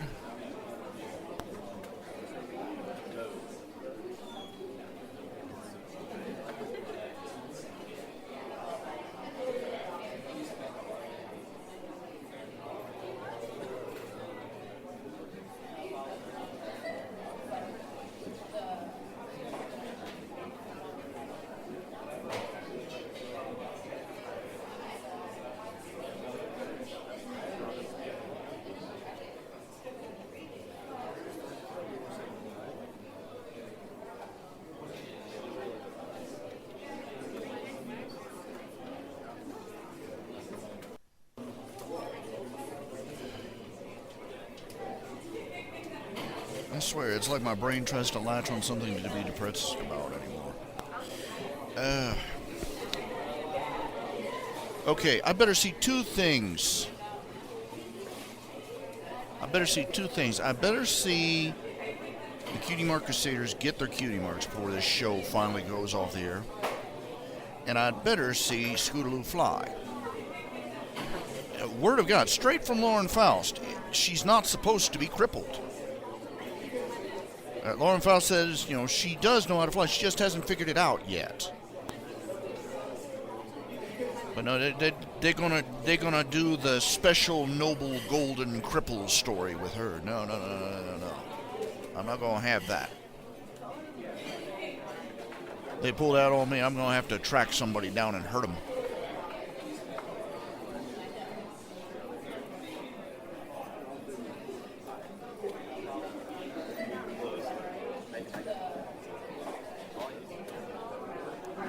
I remember the Saturday morning Sonic the Hedgehog show. Sonic the Hedgehog cartoon. They were battling Robotnik and everything with the underground and all that. And the final episode, they finally beat Robotnik. They had a stinger where to open the potential for a next season, but they did finally, absolutely, totally, completely beat Robotnik. In the final episode, I could have kissed whoever wrote that script. I swear I could have. Because I grew up, there were so many shows where it was the never-ending battle of evil. The so-called never-ending battle of evil. What it came out is that good can never win and evil can never lose. That's what it amounted to. Because the good guys would keep trying to beat the bad guys, and the bad guys would always come back and still be winning. I mean, there were shows where the only good guys were this, a rebel alliance, right? And no matter how close they came to victory, yeah. Well, I don't care, Miss. Yeah, just no more. I don't care if Faust doesn't work with the show anymore. I know she doesn't work with the show anymore. But her idea is better. She had it first. So there, yeah. And as I've detailed, I've gone in great detail on that whole Scooter cripple thing and how much of it's a steaming load. Okay? She lives in a world where they can turn a bluebird into an orange. They can turn a non-flying Scootaloo into a flying Scootaloo.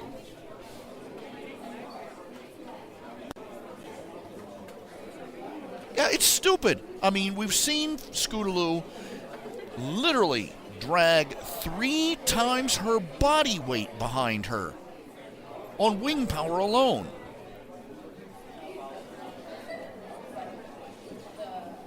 And she outraced a train doing it.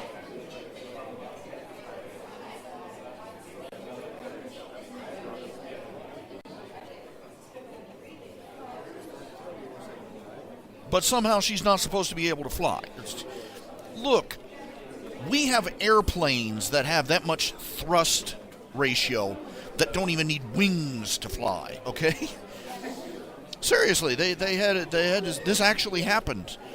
The Israeli Air Force, they were doing some training flights, and two of their planes, their fighter jets, collided.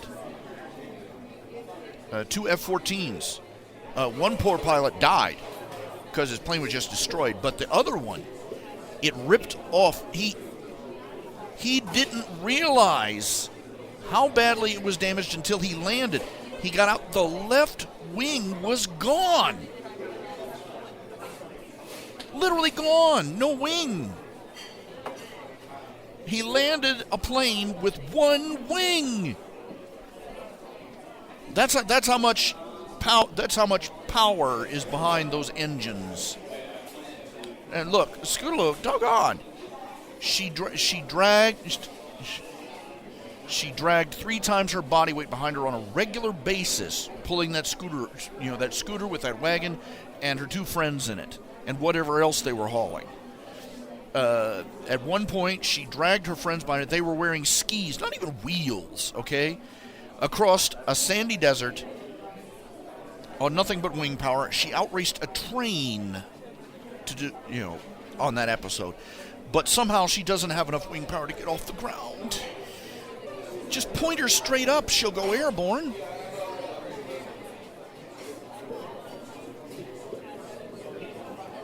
Just grab it, just grab her sideways, point her nose straight up, and she does it.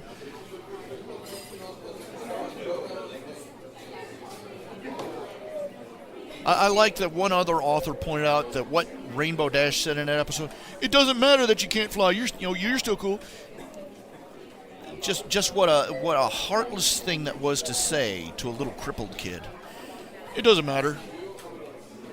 He wrote a story where Rainbow Dash got conned into a bet by Discord, where she had to give up her wings until a certain criterion was set, and then she'd get them back. And the way it was phrased, it looked like she was never going to get her wings back. And when she realized that, Rainbow Dash, it shattered her.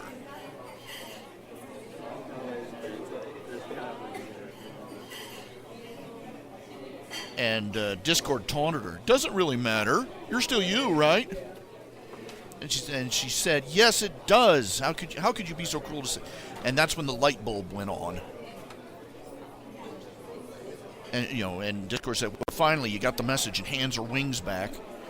And then she has to go off and apologize to Scootaloo for being just that callous herself.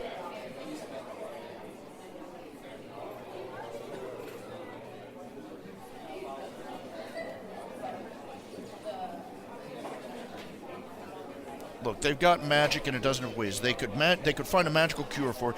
They could give her a magical a device or a widget to let her float so that she can fly. A medallion or a belt or something. They could shoot. There's a dozen different ways. They could get that poor little grounded Pegasus airborne. And this is a douchebag moment for everybody on the cast. And it all again it all goes back to the fact that in our society, the only way you can get praised in this society now is to be a victim, a cripple, a magic feather like Dumbo, yeah, or even a real magic feather.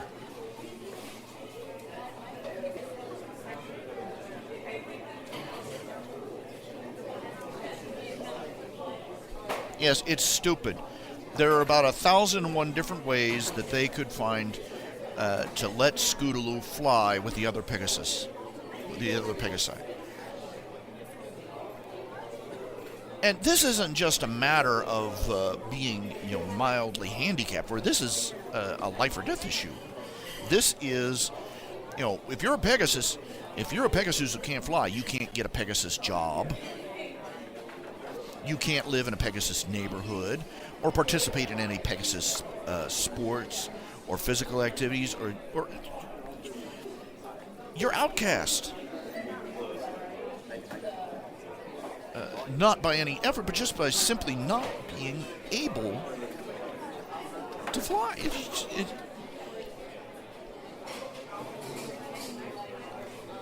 It's worse than being crippled.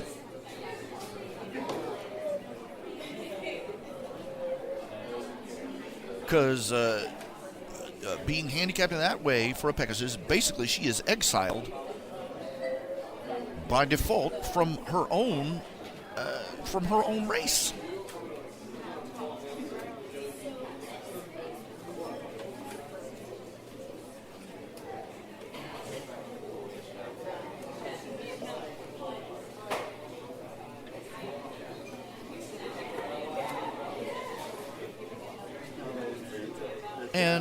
And the premise of them all standing around, oh, you're a special little cripple.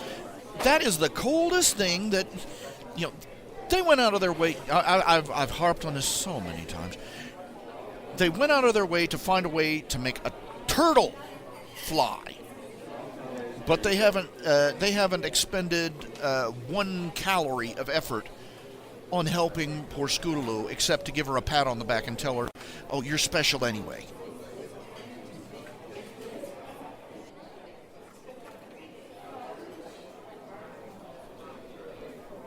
I mean, she can't even make it as an Earth Pony, okay? She's a Pegasus. She doesn't have Earth Pony strength. So it's not like she can just be a ground pounder and, No, she's worse off. She's not just she's not just a crippled Pegasus. She's a crippled Pegasus. She's a hornless unicorn. She's an Earth Pony with no strength.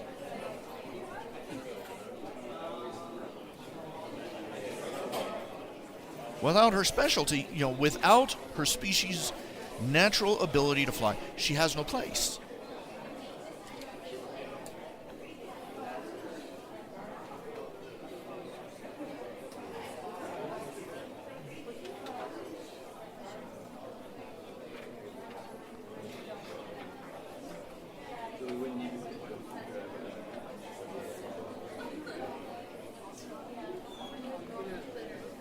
And that is it's a terrible message, because So basically, you're saying if she wasn't crippled, basically you're saying if she wasn't crippled, she wouldn't be a worthwhile character. You want to know how bad this trend runs in our society? Look at the last Gulf War. There was a woman. She was a female soldier. Her convoy was overrun by Al Qaeda. and she was captured. They eventually tracked down her captors and rescued her. She got a ticker tape parade, and everybody is going on about what a brave, noble hero she was. Nobody even remembered the soldiers that rescued her. Meanwhile, there were other female soldiers who died in the line of duty, performing acts of incredible heroism. Not 5 minutes' time in the news. But because she was a victim,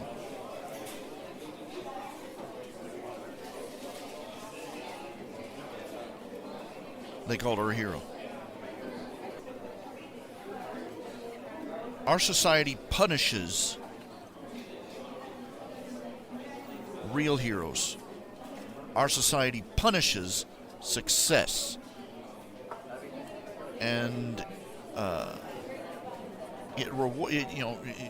society is just a big pity party.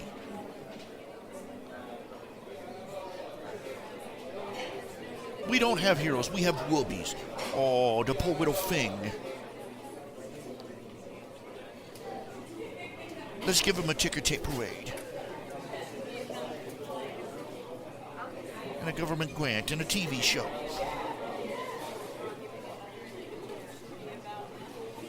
Yeah, I've harped on that too. I mean, like I said, there's 1,001 ways they could fix it so Scootaloo could fly. They're not even trying. Even though it has to be as obvious as a 5-alarm fire, just how desperately important it is for a Pegasus to be able to fly.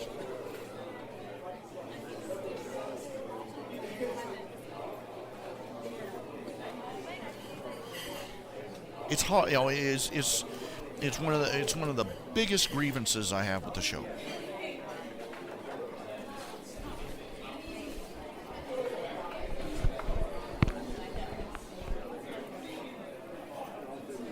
The next biggest grievance I have is the fact that the moment, these are intertied together. Twilight becoming an alicorn, and the argument about how she became an alicorn, and the fact that she became a princess. Okay? This is not a little thing. This is not a little thing.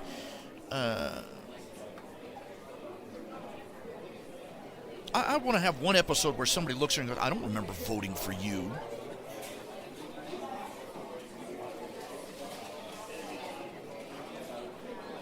I'd love to see how they explain that, explain away that little difficulty. Celestia and Luna have been around for thousands of years. They moved the freaking moon and the sun. It's kind of inevitable that they're going to be in charge of stuff. But Twilight, she was a librarian, and now she runs a third of the country? Wait, hello? Nobody voted for her. Nobody chose her. Nobody, talk about nepotism.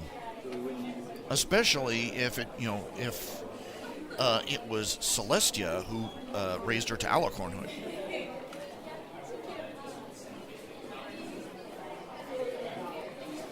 Yeah, I prefer my model. I prefer to assume. I lean on the ambiguity of how she ascended, and say that it was inevitable. That there are certain ponies that reach a certain point, and they hit a threshold where they can ascend. It has nothing to do with whether or not the princesses, give them the royal tap. Because like I said, if Celestia has the secret to ascension and is not sharing it, that is probably the most evil example of greed and selfishness that I could think of. Even if it doesn't make them immortal, even if it doesn't even extend their life, she is withholding the ability for every one of her species to reach its full potential.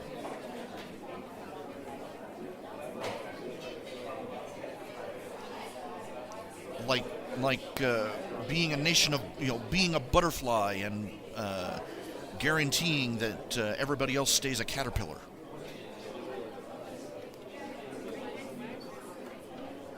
Well, we can't have everybody be princess. How about you elect a few people once in a while, bitch? Let people decide whether they deserve to rule over the rest of them. Wild and crazy idea. Goofy little thing we came up, 200 years ago called the American Revolution.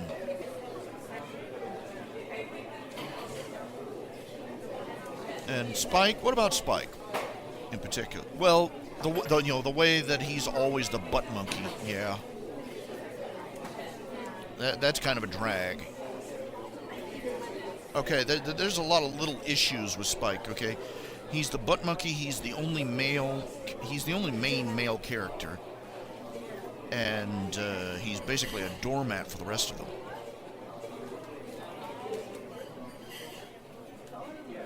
He's male, and he's there to be venal, greedy, stupid.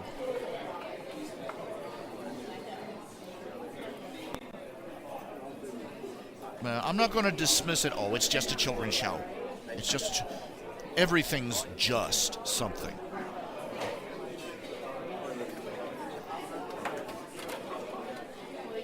Yeah, when Spike was introduced, okay, Spike, more like he bounces back and forth. Let's see.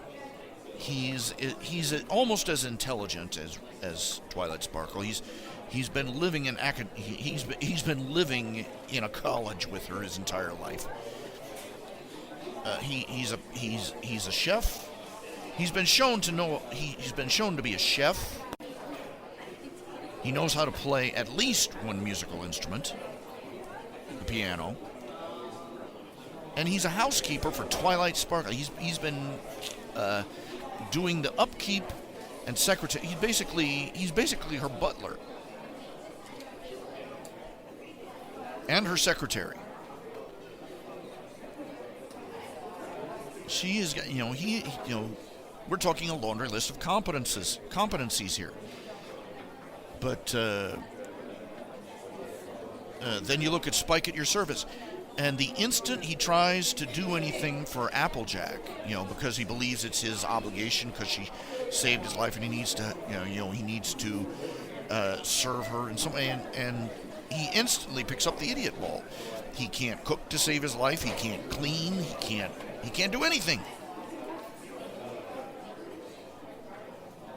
What's worse, they go to another world. They go to another dimension. Twilight gets turned into a person. He gets turned into a dog.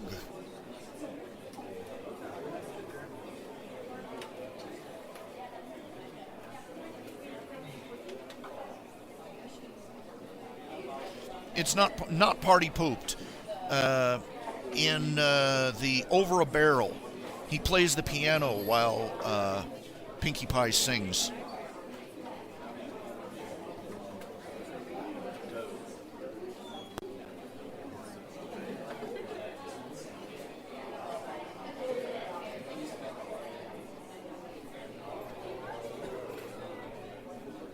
Oh, I guess I've got plenty of gripes against it. I've got a couple of major gripes and quite a few nitpicks, let's put it that way, for the show. They've had 5 seasons, start tightening some stuff up, people. Got some loose things just flapping around in the breeze. Tighten them up. Fix them. I loved episode 100. That was great. Love letter to the fandom. That was what it was.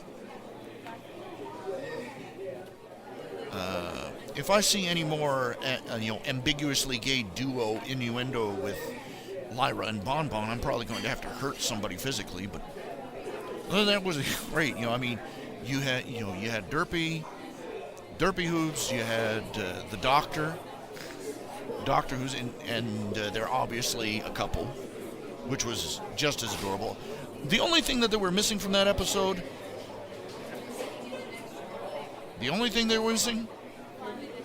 Dinky Hooves.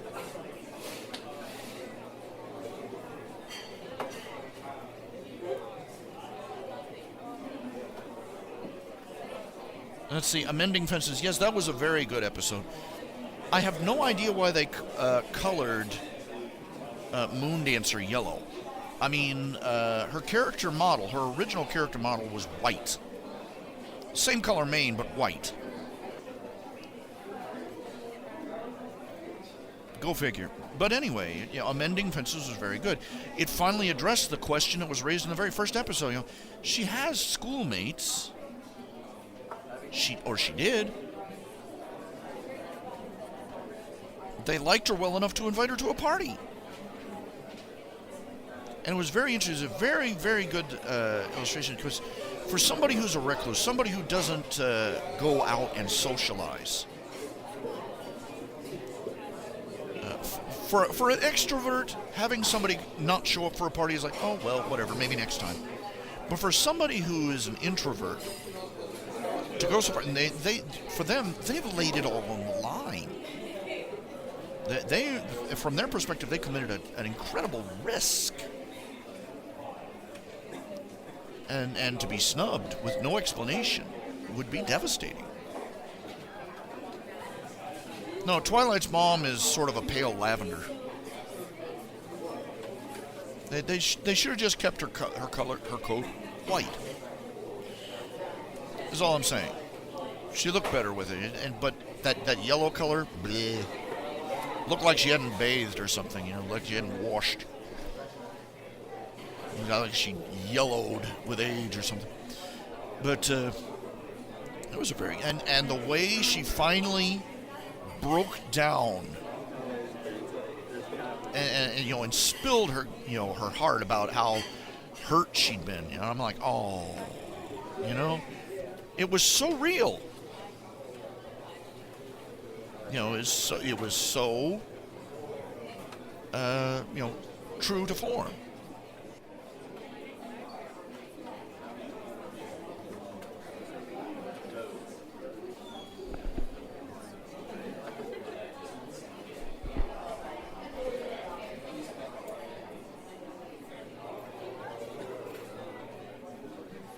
And the way her house was slovenly, and how that's. I won't say how much of that is personal experience, but when you're a recluse and eventually you reach a point where you go, I don't care. I'm trying to break myself of that. I'm trying to get to a point where I tidy this place up. But yeah, that's real.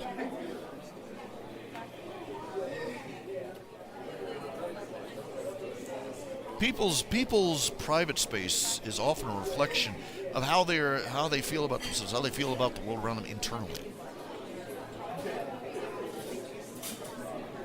Neglect.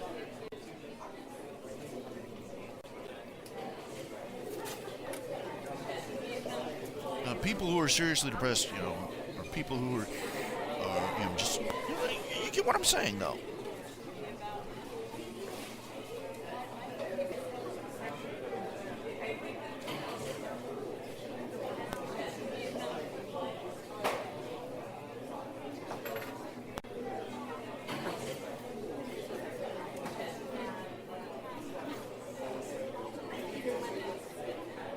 Rim Dog, we are kindred spirits, let me tell you.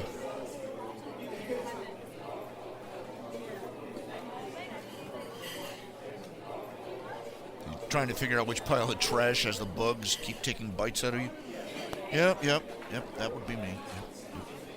I don't think I've vacuumed this rug in years. Well, no, I spot vacuum on occasion, but rarely.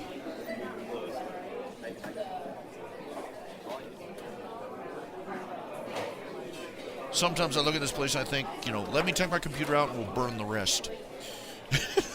Seriously. There it is, Well, I might take my My Little Pony collection with me.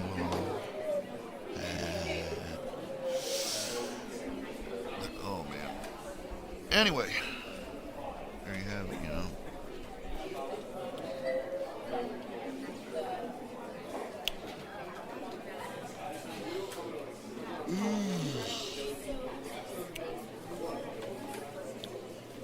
I've decided basically that the summoning, they're going to try 3 times in The Rise of Darth Vulcan. For those of you who've been following my stories. The Rise of Darth Vulcan.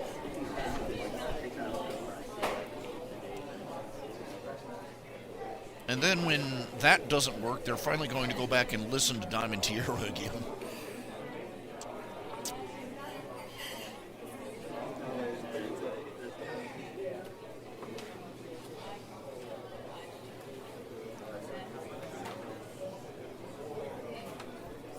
Now,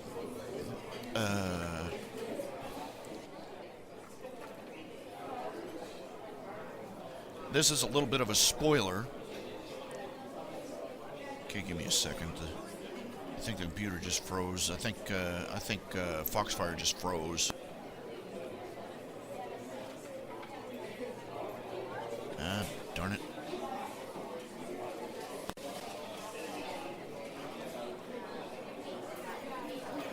See if turning over a few things helps. Ah, darn it, just a second.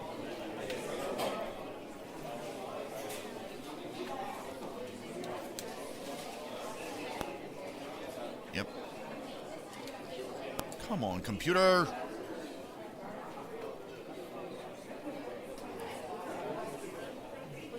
All these years and they still haven't.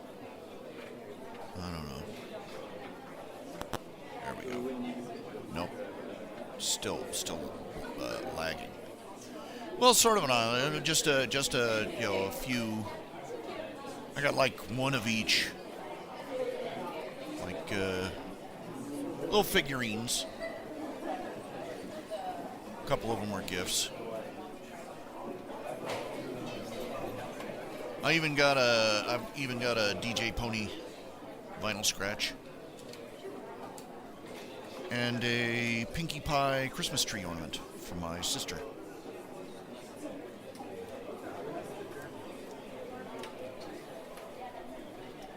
I've got a Twilight Sparkle original, Twilight Sparkle princess.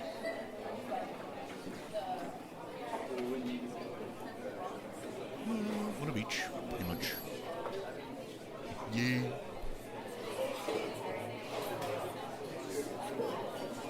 Okay, give me a second. I gotta stop this here. Reboot it. Stupid blasted.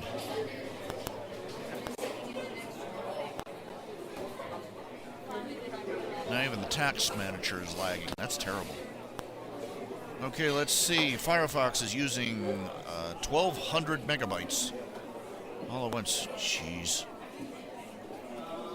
Memory leaks. It's apparently 32-bit. Where is my 64-bit?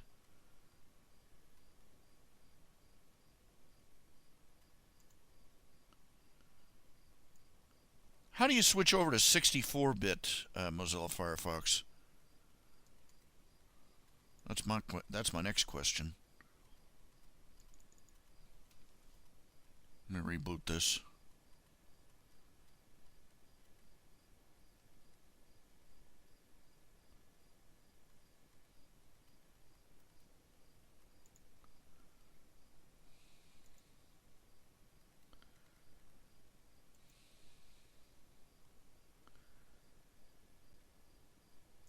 Rebooting everything.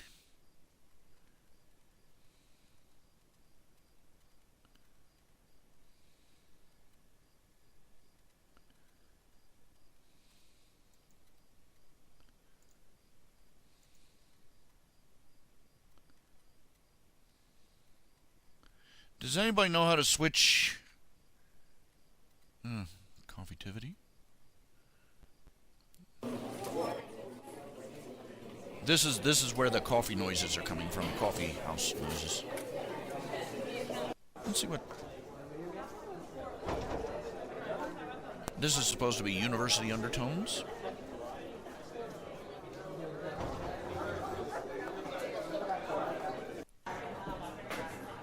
And this is lunchtime lounge.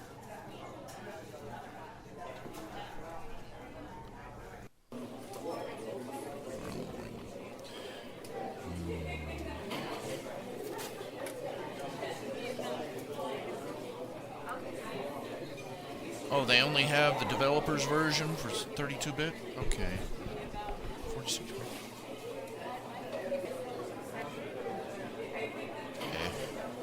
Well, anyway, it was locking up. I was hoping, well, give it a time.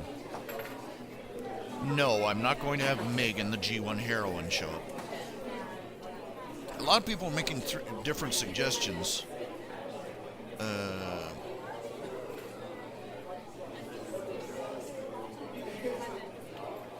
The purpose of summoning these various champions is basically to slap Darth Vulcan in the face and basically hit him up with an outside perspective from someone from his own world. But right now, who's he going to listen to? Even Chrysalis is just another person from Equestria. And we've already seen what he thinks of the general maturity and intelligence of the people, of the ponies in Equestria and other races. He's had twinges. They poke him in his conscience every now and then. But it's going to take somebody from his own world to get him to see his own reflection, for him to realize that he's become a bully, and that he is becoming worse as time goes by.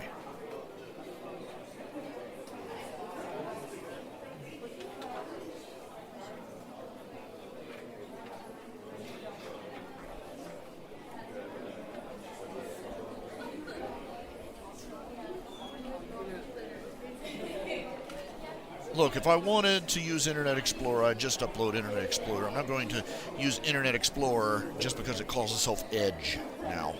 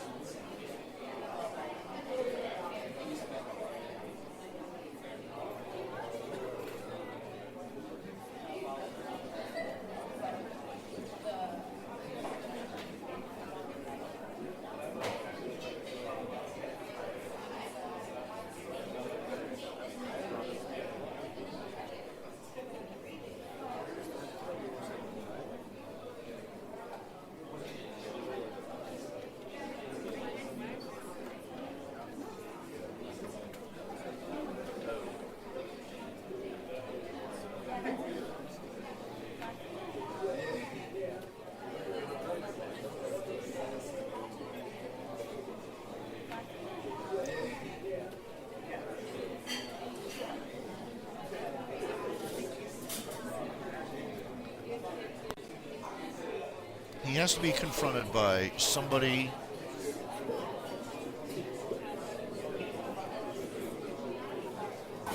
who has a different perspective about Equestria. He has to be confronted by somebody whose opinion he respects, somebody he is afraid of.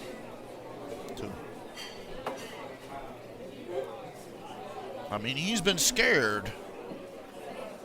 I mean, the first week he was in his first week in Equestria consisted of getting his butt kicked up and down the length of Ponyville, nearly getting his brain fried by a giant magic rainbow death beam, and then nearly getting eaten by a dragon.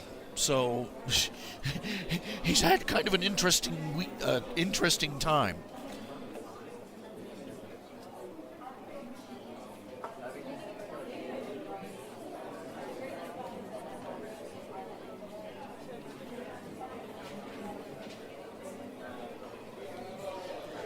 Camp Calamine, sooner or later I'll draw, sooner or later I'll probably be drawing strips for every one of the strips I've done. Will it be soon? I don't know. If I ever get any too good to resist jokes for it.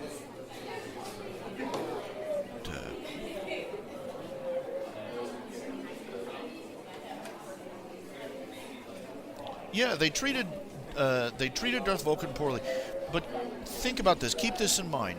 No matter how they behave, no matter how mature they seem, from a human perspective, the ponies of Equestria are like children.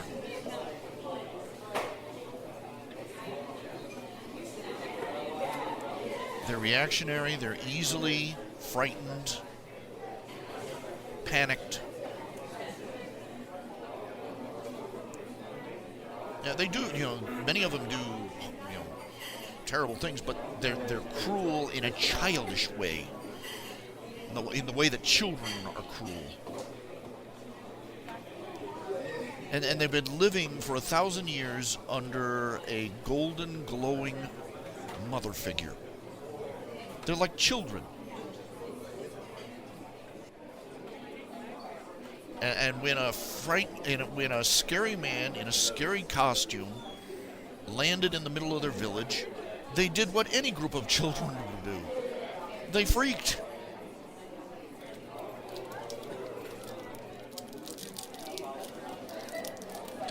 Darth Vulcan has been, Ted has been running around mocking them, calling them children, but not realizing, he's calling them children, yet he's basically admitting that he's picking on a bunch of kids.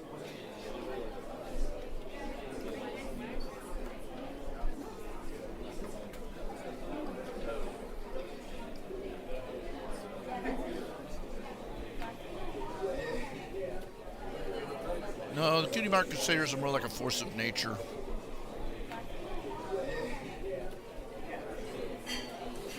Or a locus for chaos, Really though, that's nearly all fan stuff. How much actual chaos and destruction have the Cutie Mark Crusaders actually caused in the show? Think about it.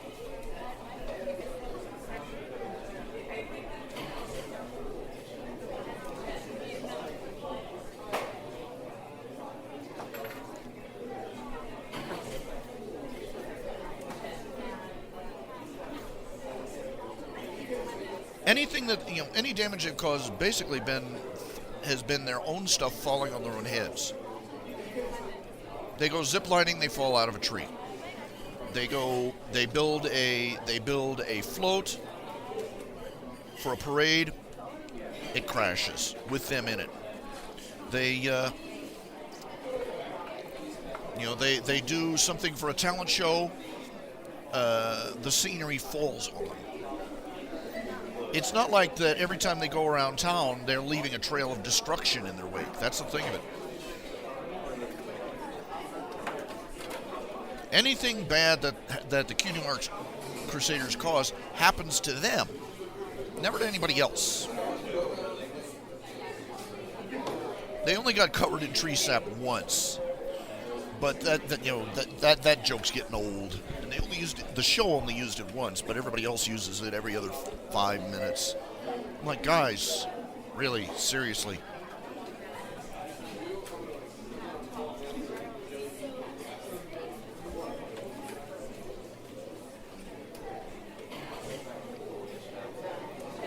Like children, Final Legend, they are not practiced in thinking through the consequences.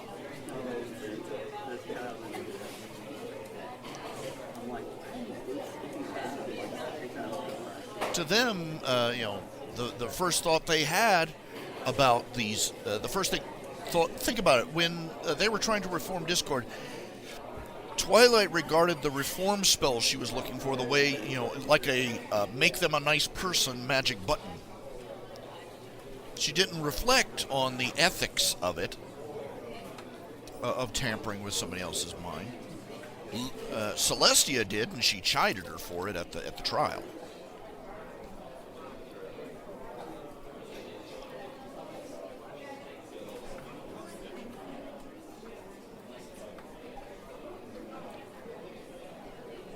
And again, this is another thing. Out of sight, out of, this is just a list of the things they do.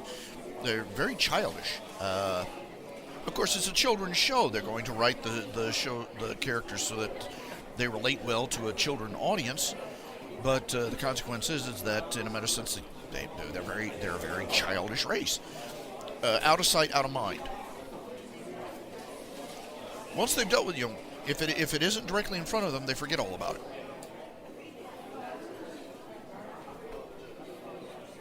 We're talking Nightmare Moon, Crystal Empire. They forgot how old Celestia was. Go back and watch the first 2 episodes of the series. Twilight Sparkle, who had studied the origins of the elements of harmony at the very beginning, and who knew the story of the 2 princesses and everything, was surprised to learn that Nightmare Moon was Celestia's sister. They literally, she was Celestia's own student, and even she was oblivious to the fact that Celestia had been ruling for thousands of years.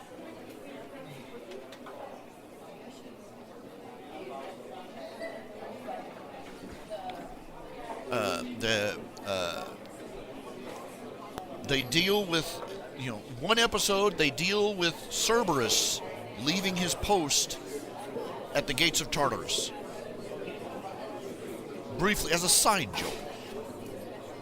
But obviously nobody went back to check and make sure all the inmates were in there. Because later on down the road, Tyrek escaped. We find out Tyrek escaped. And he's apparently been on the lam for a considerable period of time.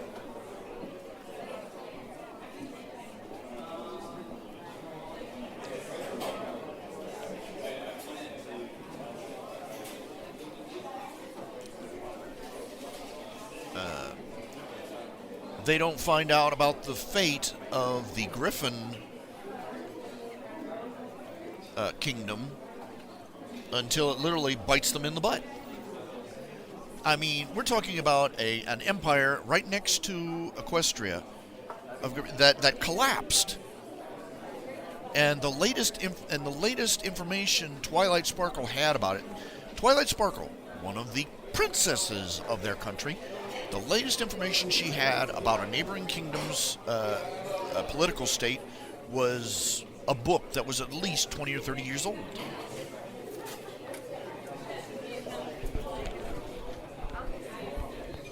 Discord, a lawn ornament for thousands of years.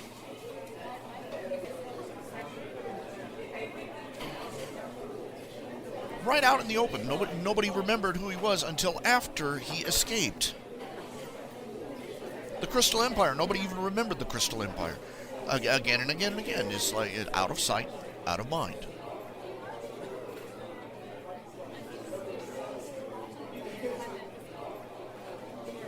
They're childishly afraid of anything new. Look at how they treated Zecora.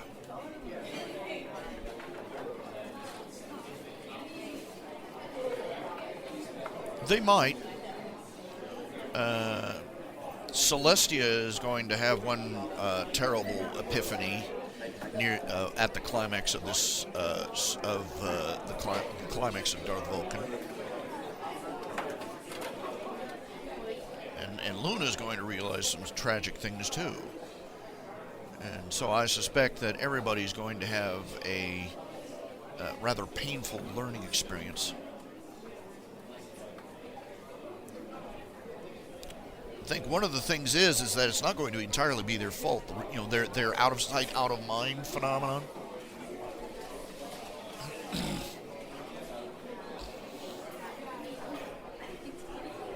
is going to turn out to be a leftover. It's going to turn out to be a consequence of, I guess you'd call it magic pollution.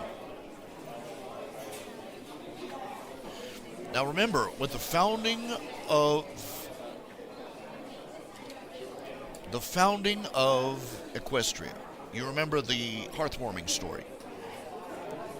They destroyed the army of Wendigos with the hearth fire. And judging by the effects they showed, it was the equivalent of setting off a magical atomic bomb. It literally blasted them out of Equestria.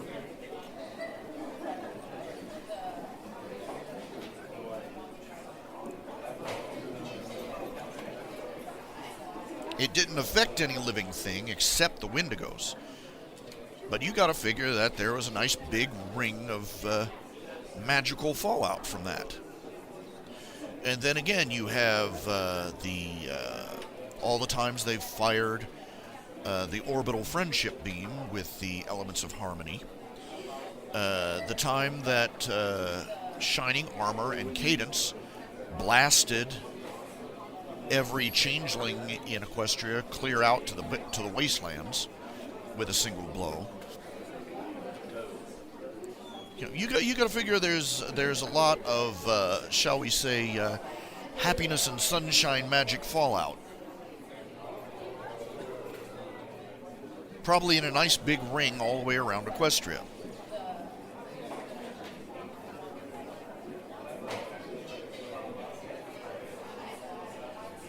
And I'm sort of if you've ever played a video game, you know that what I'm talking about when I say the fog of war. There are certain real-time strategy games that when for certain battlefields, the battlefield will be covered with a fog that only clears away as you explore the area. And this is my working hypothesis, is that all this blissful, love, joy, and happiness magic fallout has, basically it's like a fog of a sort of amnesic fog.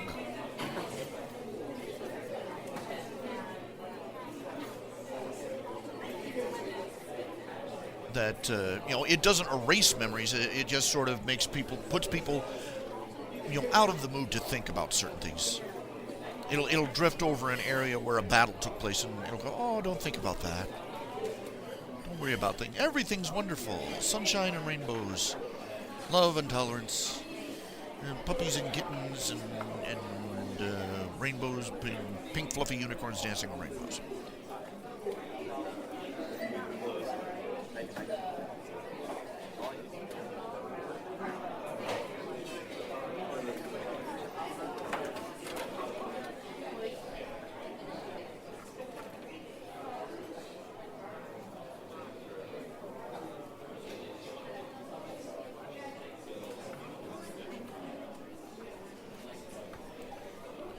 And that after all these years, after all these centuries, there's still clouds of this stuff drifting, small tufts of this stuff drifting around Equestria.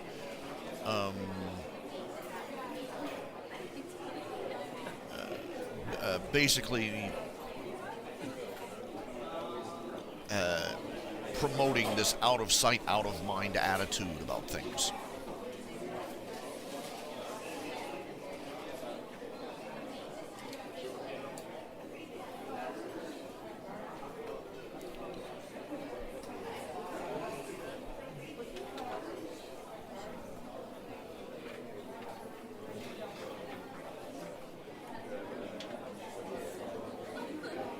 It's sort of a lotus eater cloud, if you like.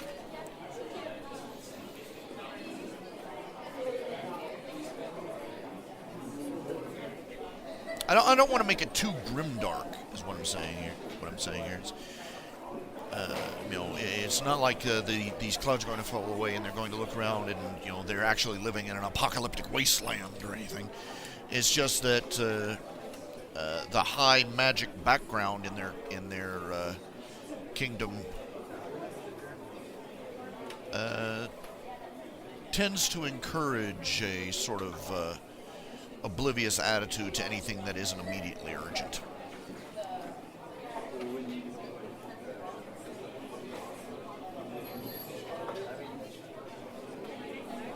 What would Ted do in the Griffin Kingdom? He'd probably look around and go, what a dump.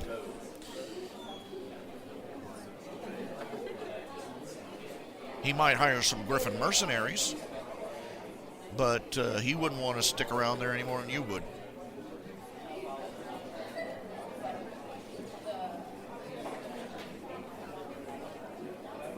If he heard about the lost Griffin treasure, he'd probably send teams down after it. Bottomless canyon or not.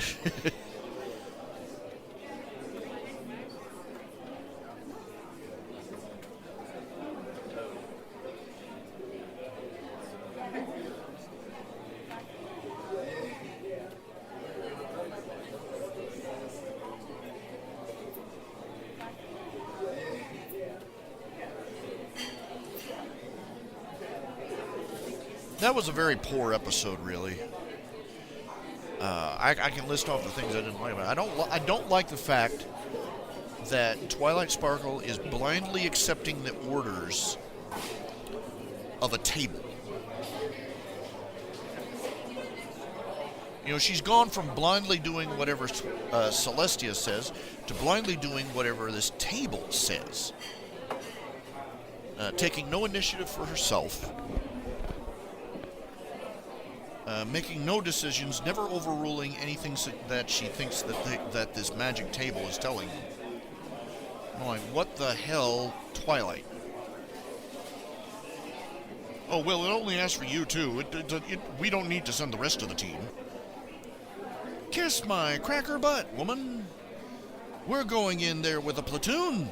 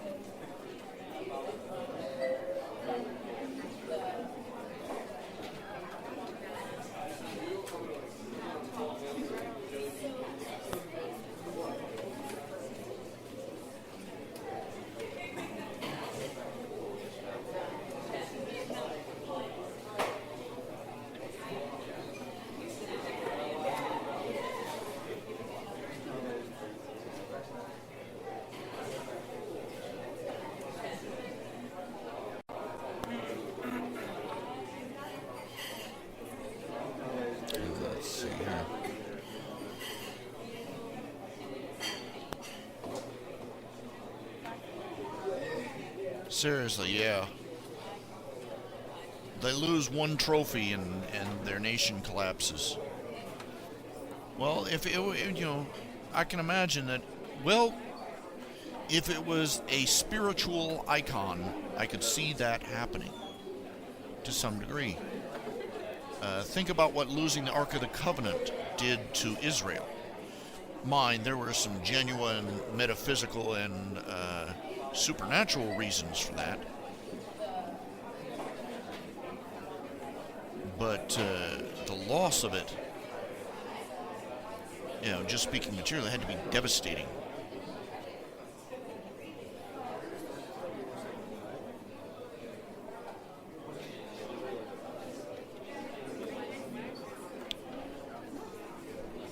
So I could see that happening to some degree, you know, losing some very important icon of their unity and solidarity.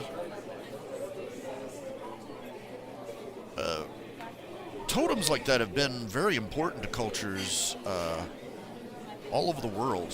For instance, the Stone of Scone. This is an actual thing. There was a stone in Scotland, I believe it was.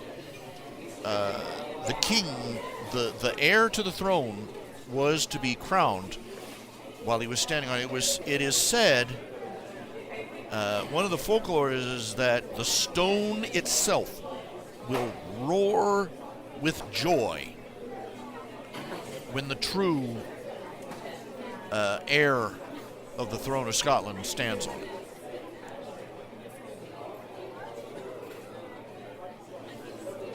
As I understand, that stone was confiscated. It is now part of the throne of England.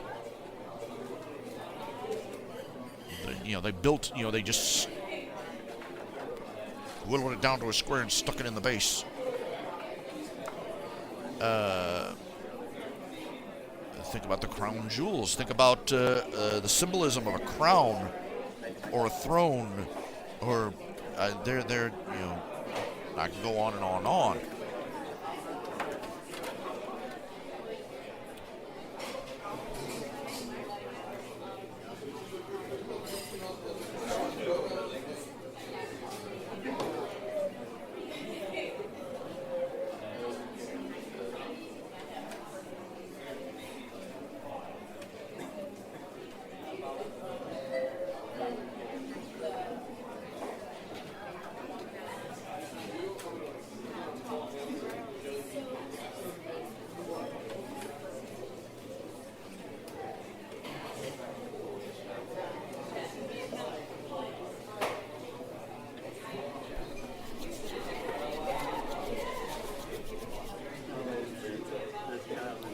Then you think about the symbolism of the sword in the stone.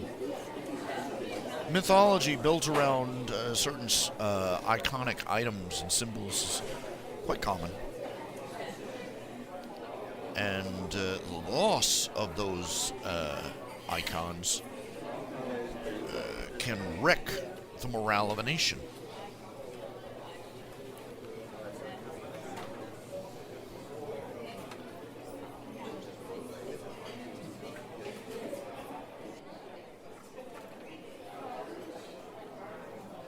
That would be one heck of a superhero origin,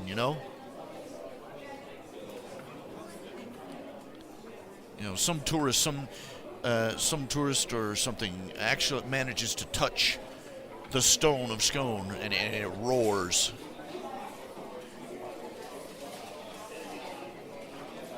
And he becomes Scotland's champion.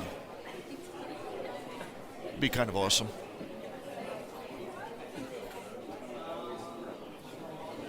I had an idea for a superhero years ago. Now, this is an actual story. This, during the Revolutionary War, there was a blacksmith in the town of Brandywine who overheard a group of British loyalists. He overheard a plan to capture George Washington. And he managed to get in touch with some revolutionaries and told them of the plan, and they passed it on, and Washington managed to elude the people that would have captured him. Well, the Redcoats figured out who it was that had squealed on them, and they went and found the blacksmith's home, and they murdered his wife and son and burned his home down.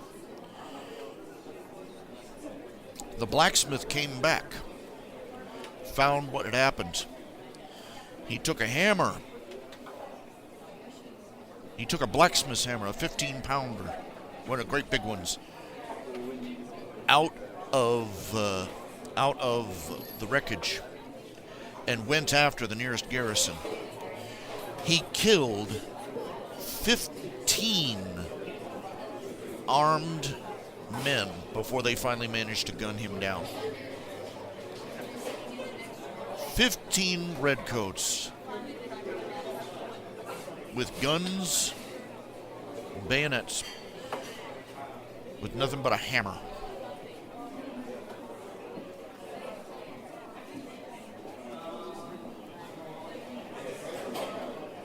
There's supposedly there's a poem or a song based on that story. It's true. I had the idea of a sort of a cross between Captain America and Thor. Some American patriot finds Brandywine's hammer.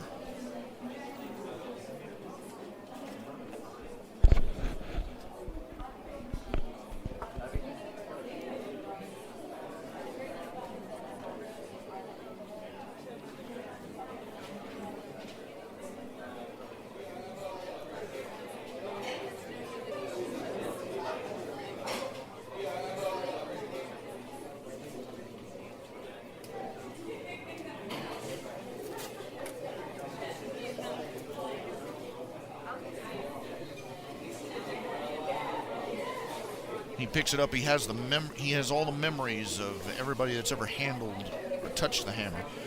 Various patriots and soldiers and heroes through history, through American history. And as long as he's carrying it, he's got the strength of a battalion.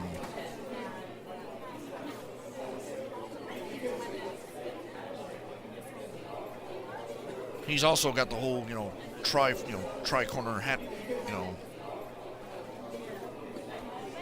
look going on. And the American government is scared spitless of him. They hate him. They want to bring him under control. But he has about as much love for the establishment as he had for the redcoats.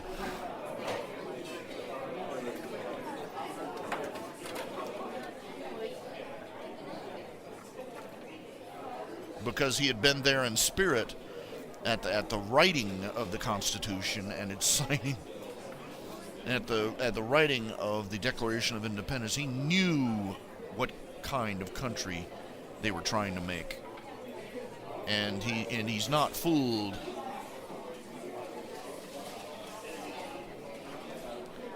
No, it's more like the Thor meets Captain America.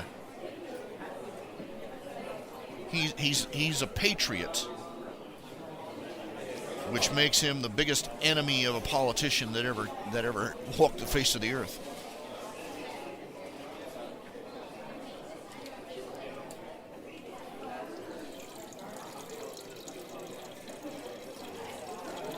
And considering how the original blacksmith of Brandywine died, and for what he died, he doesn't take political excuses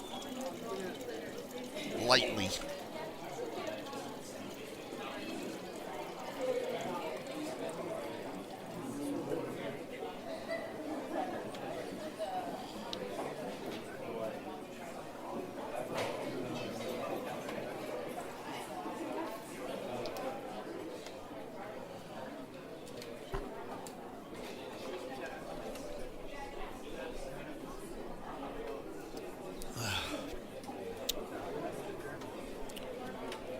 Oh, they've had a few versions of Samson as a comic book hero, too.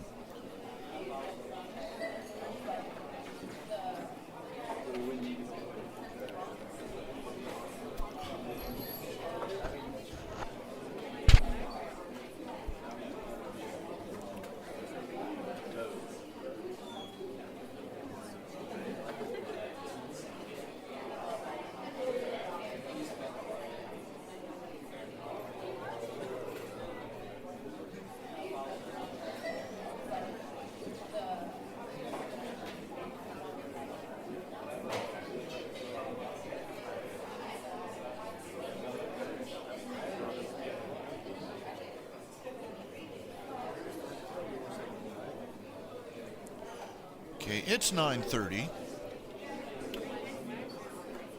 Go on a little bit longer. I think I'm wrapping up soon.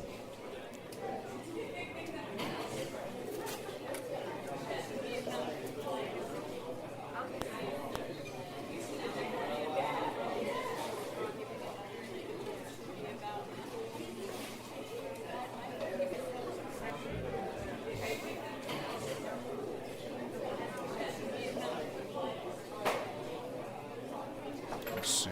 trying to. There we go.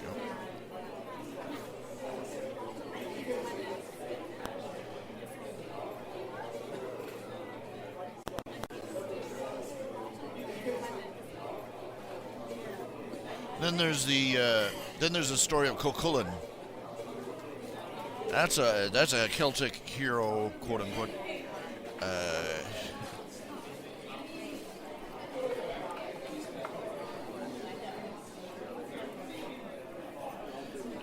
All sorts of ideas out there.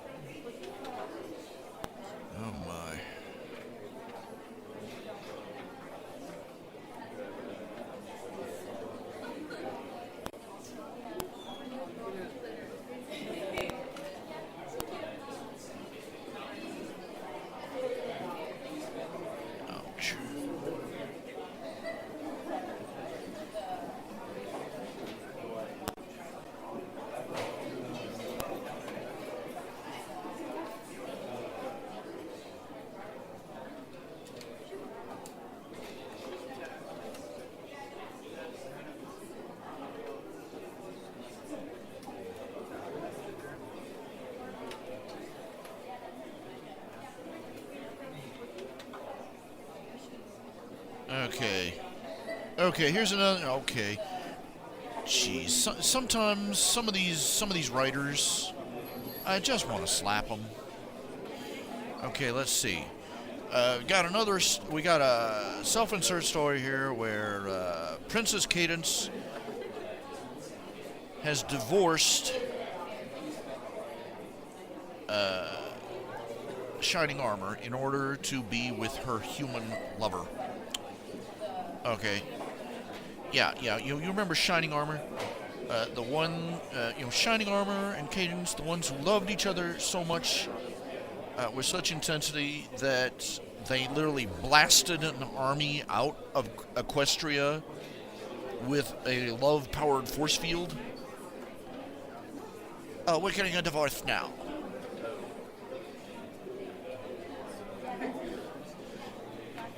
Because I found myself a new man. As a human, getting me some of that hot monkey love.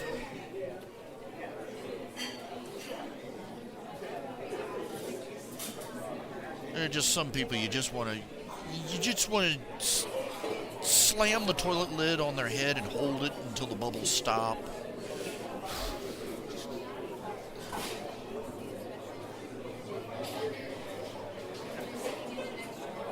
Yes, I'm a hairy little quadruped with a tail, but that half-naked monkey thing from another planet just gets me all steamed up.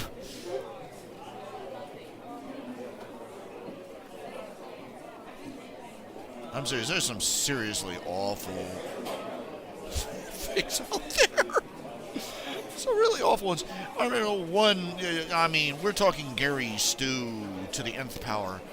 It was a self-insert story. He arrives in Equestria and immediately discovers that he has magic powers, makes himself, and within the hour is stoinking Twilight Sparkle. She claps her little pony eyes on his sexy, chiseled, rippling-abbed human body and just couldn't control herself.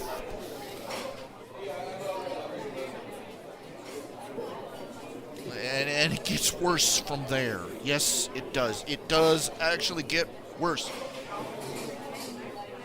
He goes around. He's he's the all-wise, all-knowing shaman to most of the cast.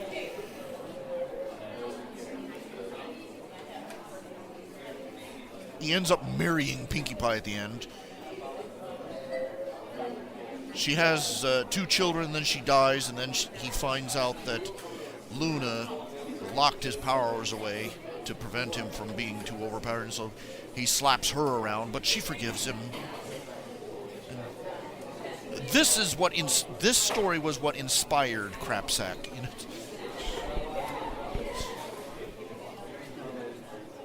I'm sorry, it's...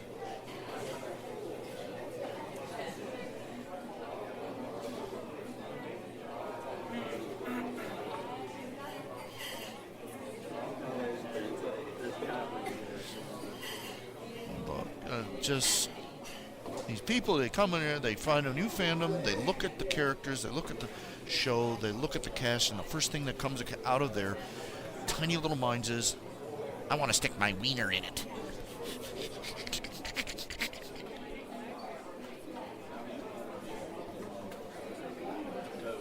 Trust me, dude. No human woman is going to touch you. There's no way that one on hooves is going to come within reach of you. Go away.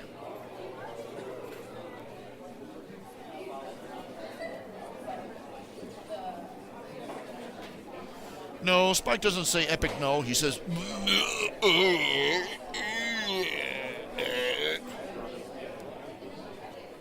I think I threw up my foot.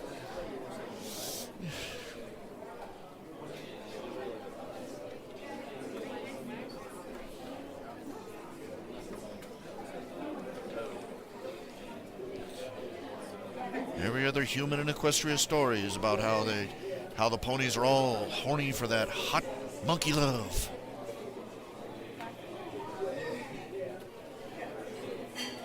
They've got an entire storyline where it turns out that there are humans. You know, they have a character coming up.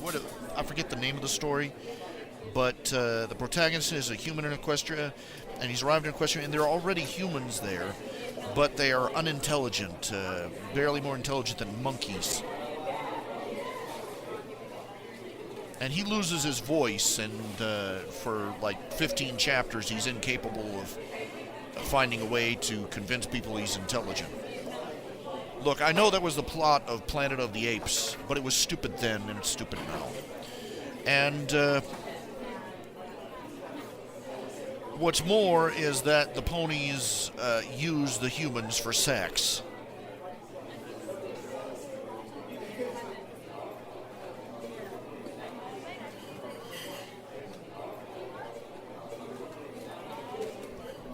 Yes, the same humans that they regard as unintelligent animals. So basically, the entire time, they're all bestialists. Yes, lovely! Kill it with fire.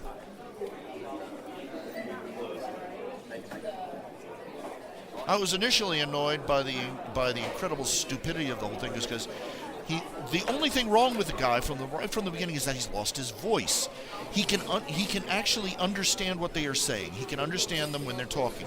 He just can't speak because he's lost his voice. And throughout all of this, throughout chapter after chapter after chapter, he is incapable of figuring out a way to indicate his own intelligence. He can read their language. He can write their language. He can understand when it's spoken, but it never dawns on him to write just to get a stick and draw on the dirt. I am intelligent. Just punched in the head. Just take the author, punch him in the head until the stupid comes out. And of course, he ends up in a sexual relationship with Twilight Sparkle too. Yes.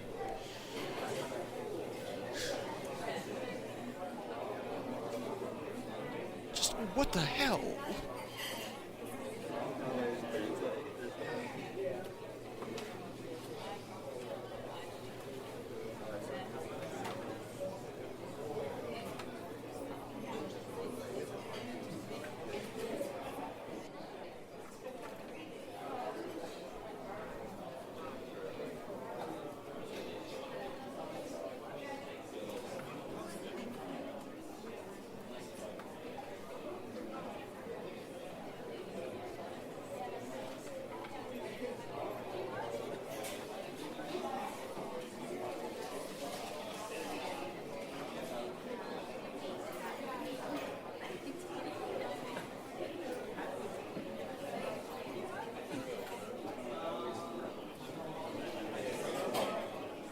I can think, even without the ability to write, I can think of a dozen different ways to indicate that I am an intelligent being. Listen to this.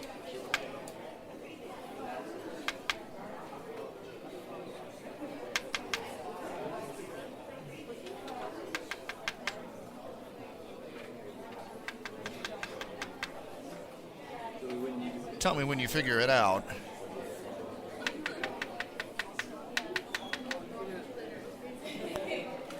Fibonacci sequence.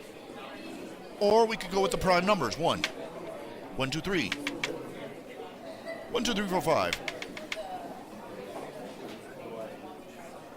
1, 2, 3, 4, 5, 6, 7. 1, 2, 3, 4, 5, 6, 7, 8, 9, 10, 11. The first one was Fibonacci. The second one was prime number sequence.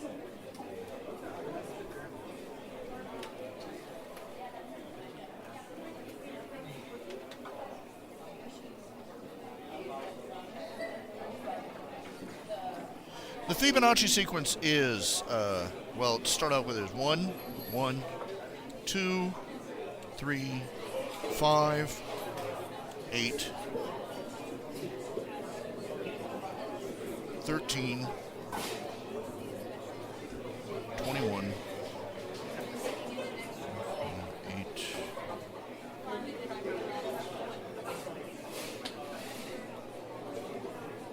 34. Each number is the sum of the two numbers before it. 1, 1, 2, of the two numbers preceding it. 1, 1, 2, 3, 5, 8, 13, 21, 34. If I remember correctly. That also charts out a expanding spiral.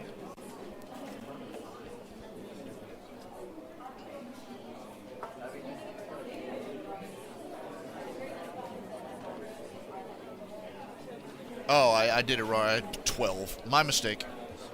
8, 9, 10, 11, 12, 13. Yeah, that's right. Whatever. Prime numbers, the Fibonacci sequence, the ratio of phi, ratio of pi, ratio of tau. Just going by math. Precisely.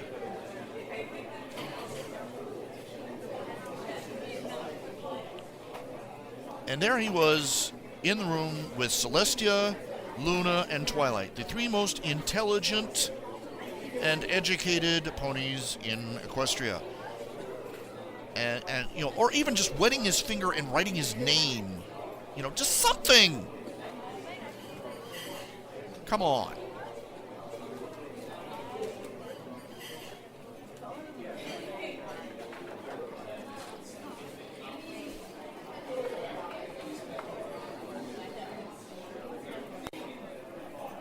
Even somebody who knows no math could do things like,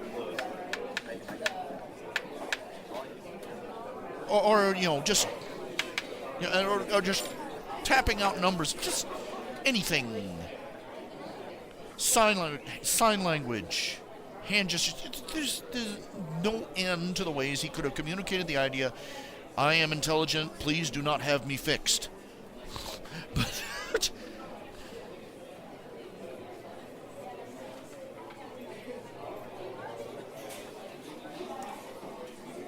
He couldn't talk, but he could make grunting noises. I mean, even Tim the Toolman Taylor can figure his way out around that one. Oh.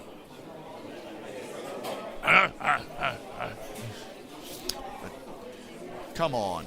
Seriously? It just offended my dignity as a human being.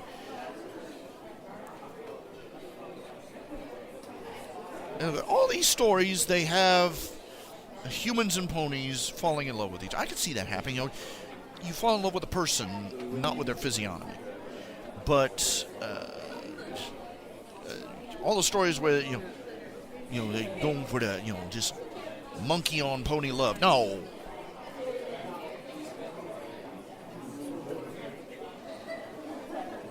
the phrase "never the twain shall meet" comes to mind. It's just no biological equivalency between them. A normal equestrian would not be physically attracted to a human any more than a normal human would be physically attracted to a horse. What are you, nuts? It's a horse.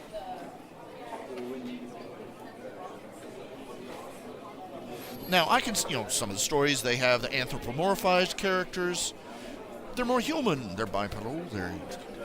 No, come on. But, no.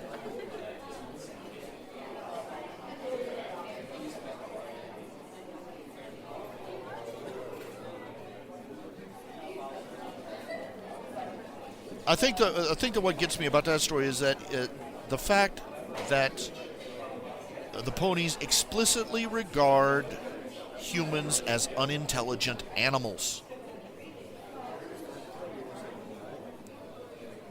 And that's just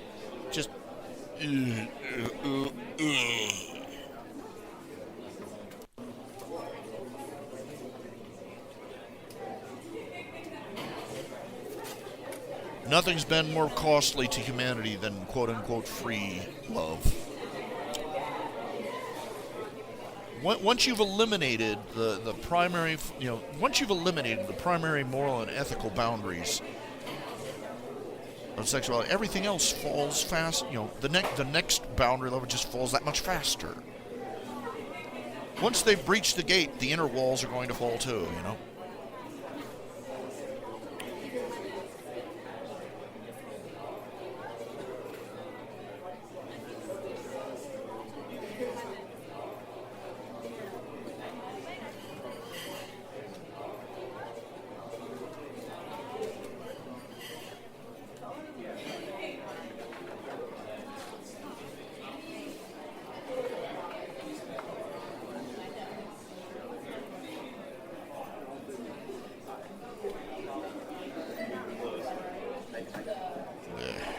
It's nothing to do with love. What kind of thing that motivates these things.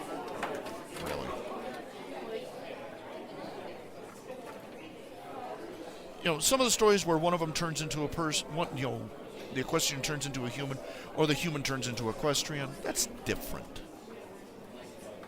And if I have to explain to you why it's different, you're not going to understand anyway. But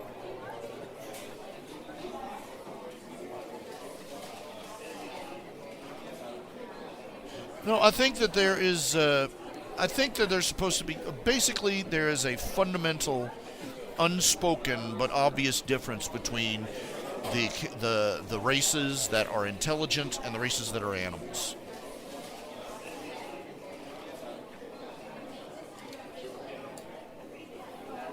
The races that are, they may show intelligence, but so does your average dog. Heck, so does your average monkey. They've got gorillas that can do sign language. Big frickin' deal. They're still a gorilla.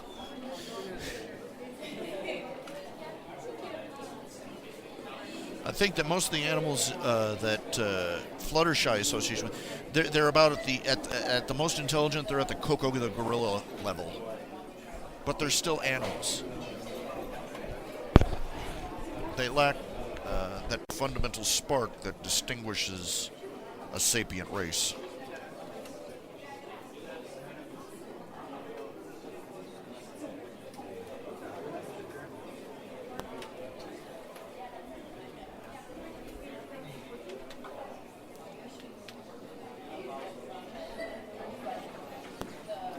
That's once the mention of the fish. That brings to mind one other story, is the man with two names.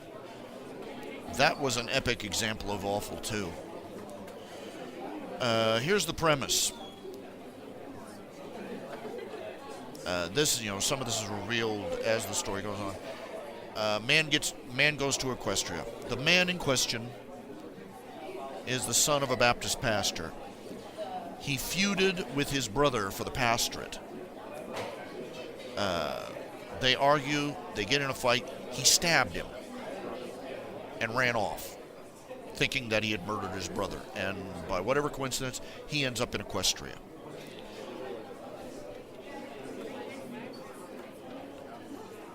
He ends up stranded in the Everfree Forest. Barely survives. He's nearly starving to death. He finally finds his way out. He stumbles across Fluttershy's cottage.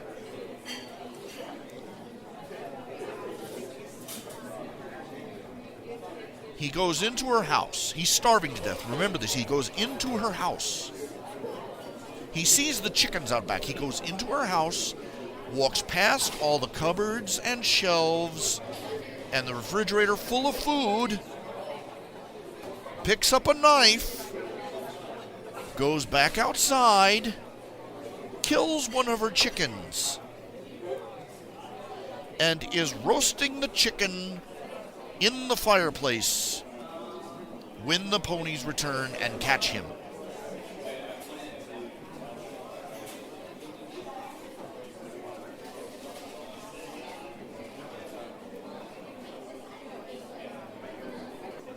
Not just an uncomprehending atheist, a frickin' moron. I'm sure you probably, the guy probably has never darkened the door of a church in his life, but I think I can clue him in. You don't inherit a pastorate, especially in the Baptist church. And it is nothing that two brothers are going to fight over to the death.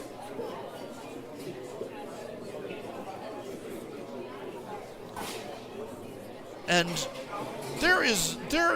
I'm sure there's human beings out there that are stupid enough to grab somebody's chicken out of a backyard and wring its neck and eat, just stumble across, and instead of asking for, call help, knocking on the door, doing anything, there are people that are that stupid and amoral that they would grab somebody's chicken out of their front yard and wring its neck and try and cook it. But for somebody to walk into a house, walk past all the food in the house, take a knife, go back out, stab a chicken, then drag it back inside and cook it in the fireplace in the house,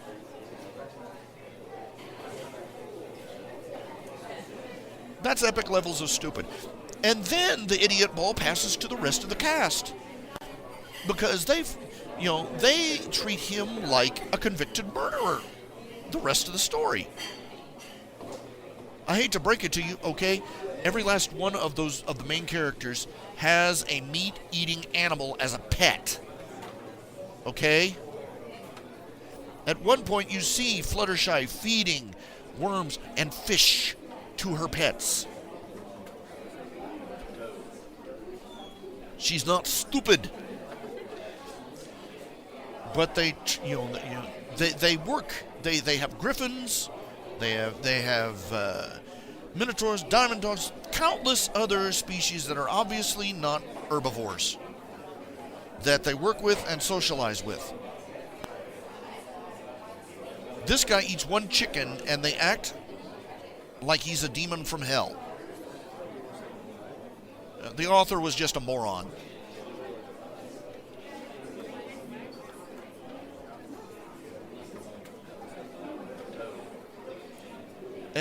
It goes so far as that if he even mentions in passing that in one scene he's eating dinner with, he's worked all day on the apples farm in Sweet Apple Acres, and as part of his payment they give him a meal, and he's sitting down with all the workers and everyone, and he mentions in passing that, these potatoes would be good with a steak, and they freak out and attack him. I mean, they run him off the property. First of all, I'd like to know how they know what the frick a steak is.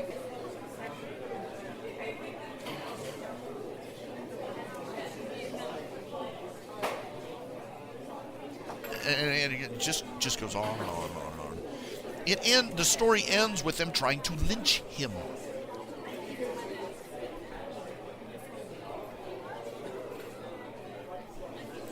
because one of the ponies one of the ponies that he has made friends with goes missing, and they accuse him of eating her. Turns out that her abusive boyfriend had kidnapped her.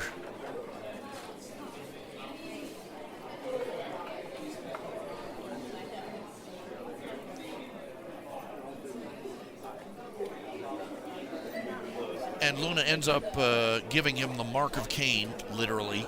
2 Cains crossed. Yes, we get the pun. And sending him off to wander the world of Equestria until he found whatever he was looking for. And jeez. Why? Just stop. Stop. You're killing the last of my brain cells. Stop.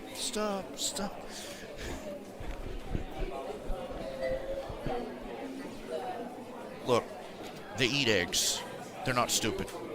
They eat eggs. They have pets that eat meat. Many of those pets are obligate carnivores, like the owl and the cat.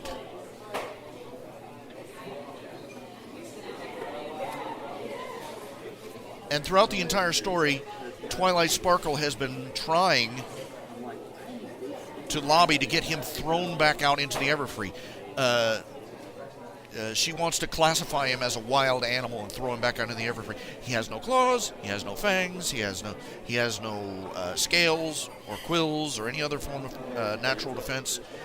He wears clothes. He's obviously an intelligent being, but she wants him classified as a wild, dangerous animal and exiled to the Everfree to die.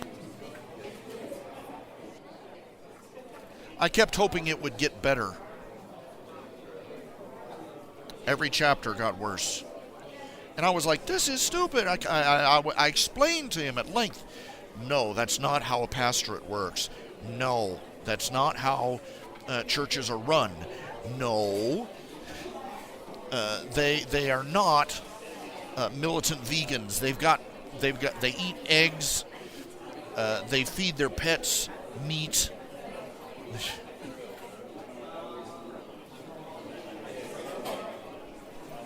I mean, just abysmal stupidity all the way through, and it was all the way to the bloody end. I'm like, crap, this guy. Oh, jeez. Why? Because, like I said, I keep hoping that it will get better. And some of the stupider aspects of it didn't come out until later in the story.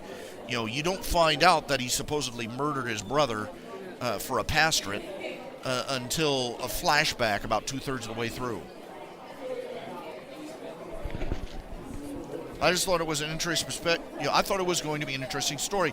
It starts out, it's about a guy who, surprise, surprise, for a change, isn't instantly beloved by everyone in Ponyville when he arrives. There's an interesting approach. And then we find out that they've gone psychotically stupid on him. And then we find out why.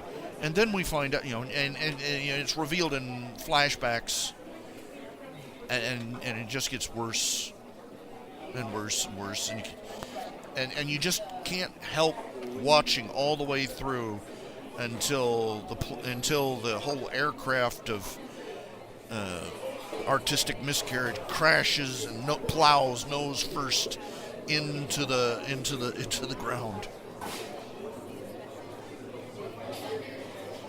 And like smears itself in a fireball across the country mile.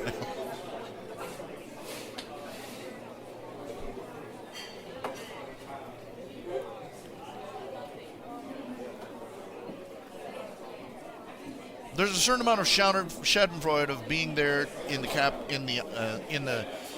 the comments section, going, "Your story is bad, and you should feel bad."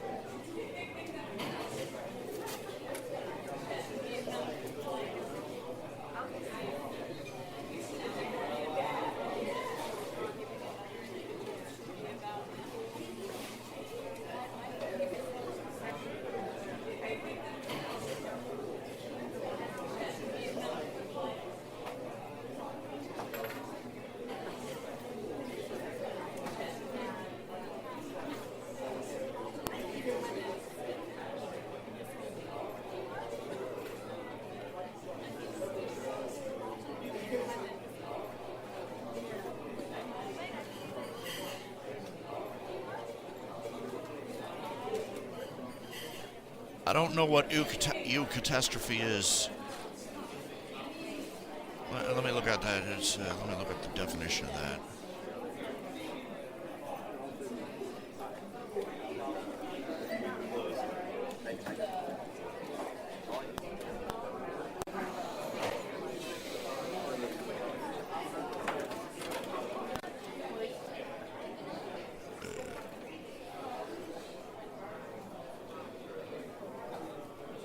Oh, sudden unfavorable resolution of events, yeah.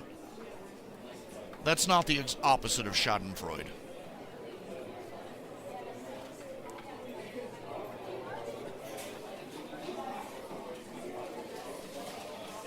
It's an interesting word.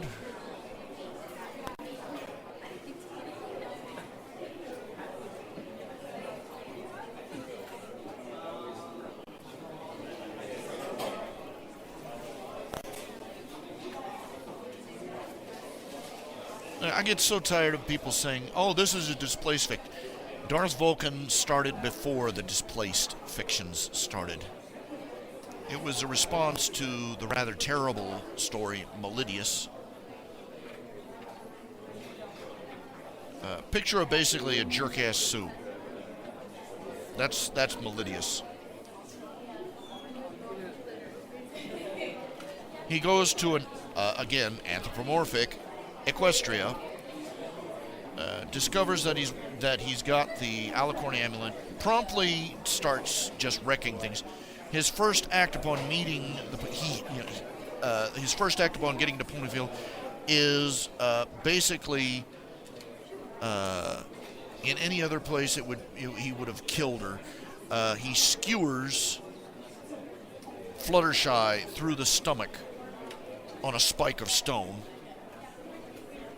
Just for giggles. At the point I finally quit reading, he had stoinked a dragon.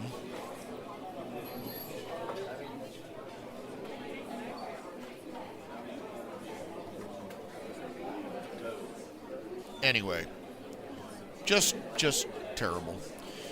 The guy goes to Equestria and he's just horrible for no reason whatsoever. I mean, he hasn't got any backstory. He hasn't got any reason for any of his actions. He's just there to torture and kill and maim and do so in as messy a fashion as possible.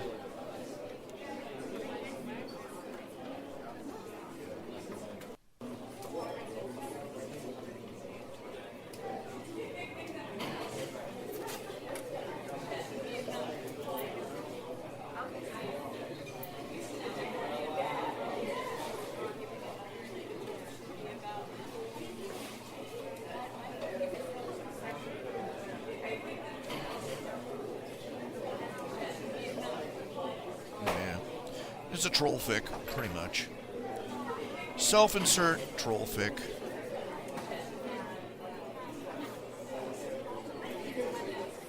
I might have Melidius show up in Darth Vulcan just so that in the first tenth of a second he's there, he gets a hoof planted all the way up in his lower colon.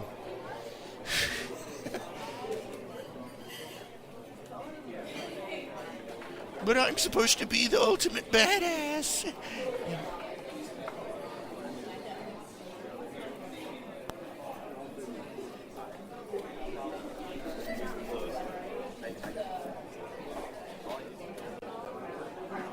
Yeah. But of course, Celestia and Luna and the other alicorns would have to absolutely, utterly screw up their summoning to pull the Melidius author through.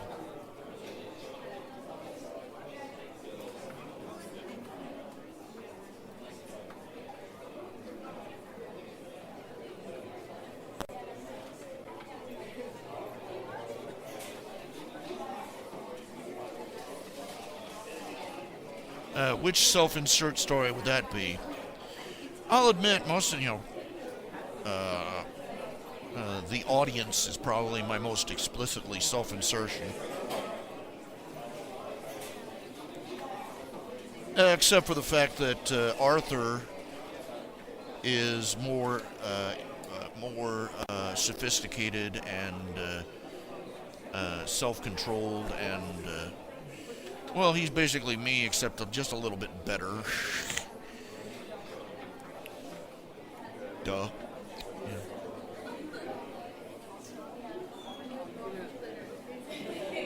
No, I don't think they can dismiss Ted. No easy outs in this game. As it is, summoning somebody from his homeworld is barely feasible. The people they summon are only going to be able to stay in Equestria for a limited amount of time.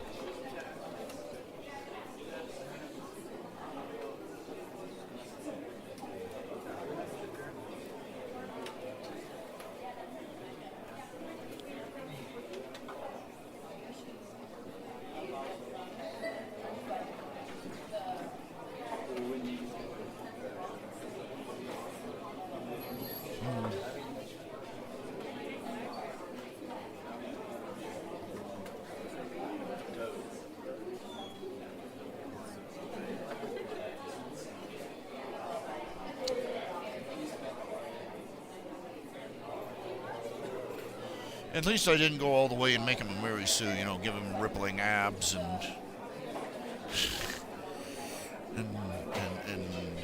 the ability to seduce anything female.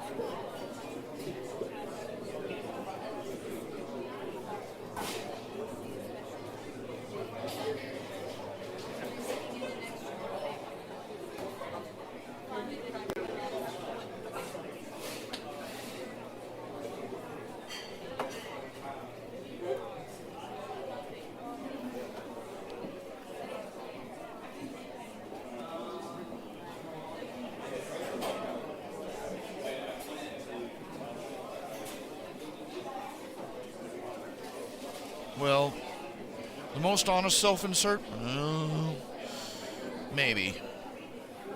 I don't think I'd handle myself with the same level of suave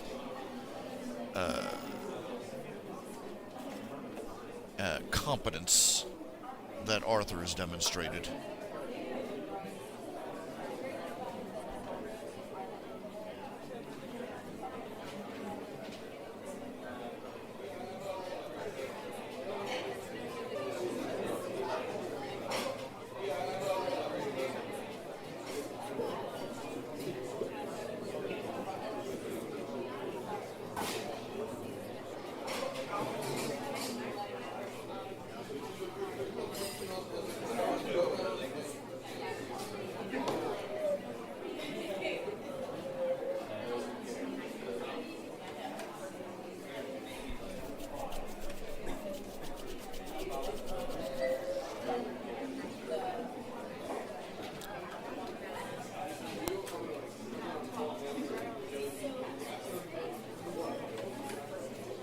You know, to this point, the TSA has not caught a single terrorist.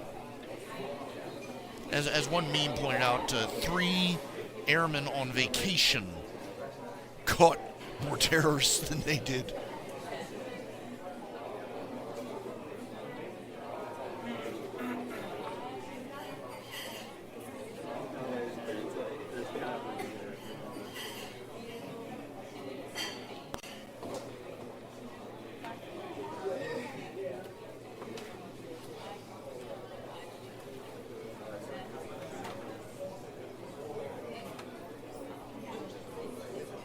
I don't resort to the cartoon physics excuse. very often in the stories.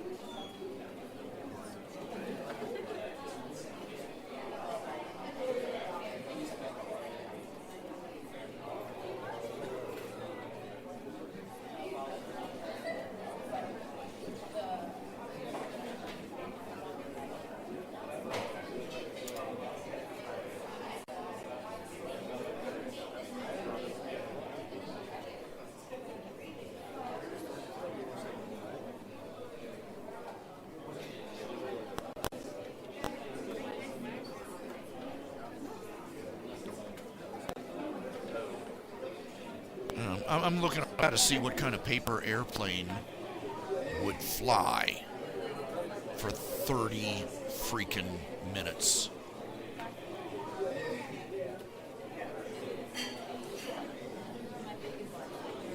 Oh, pardon me. It flew 200, a certain distance rather. 226 feet, 10 inches.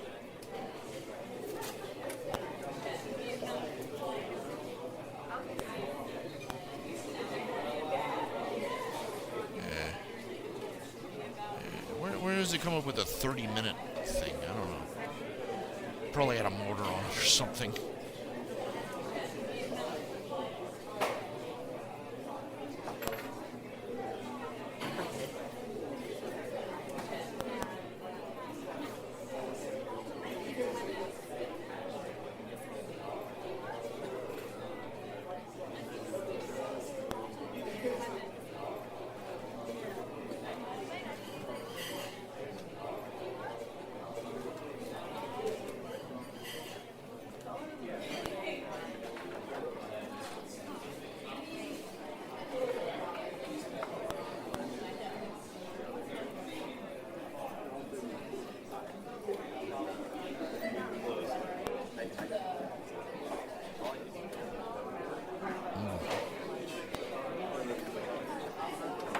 Nearly the length of a football field with a little bitty paper airplane.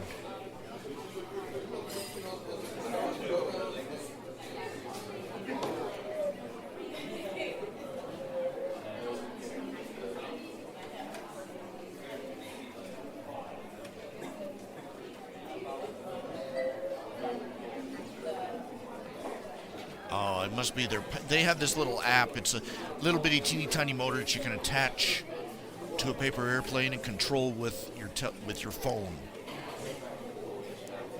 It's kind of nifty.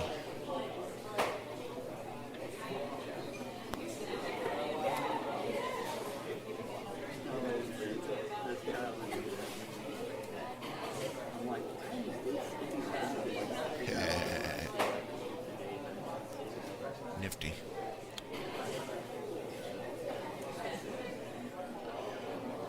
Okay, I'm looking at the time. It is 10:15.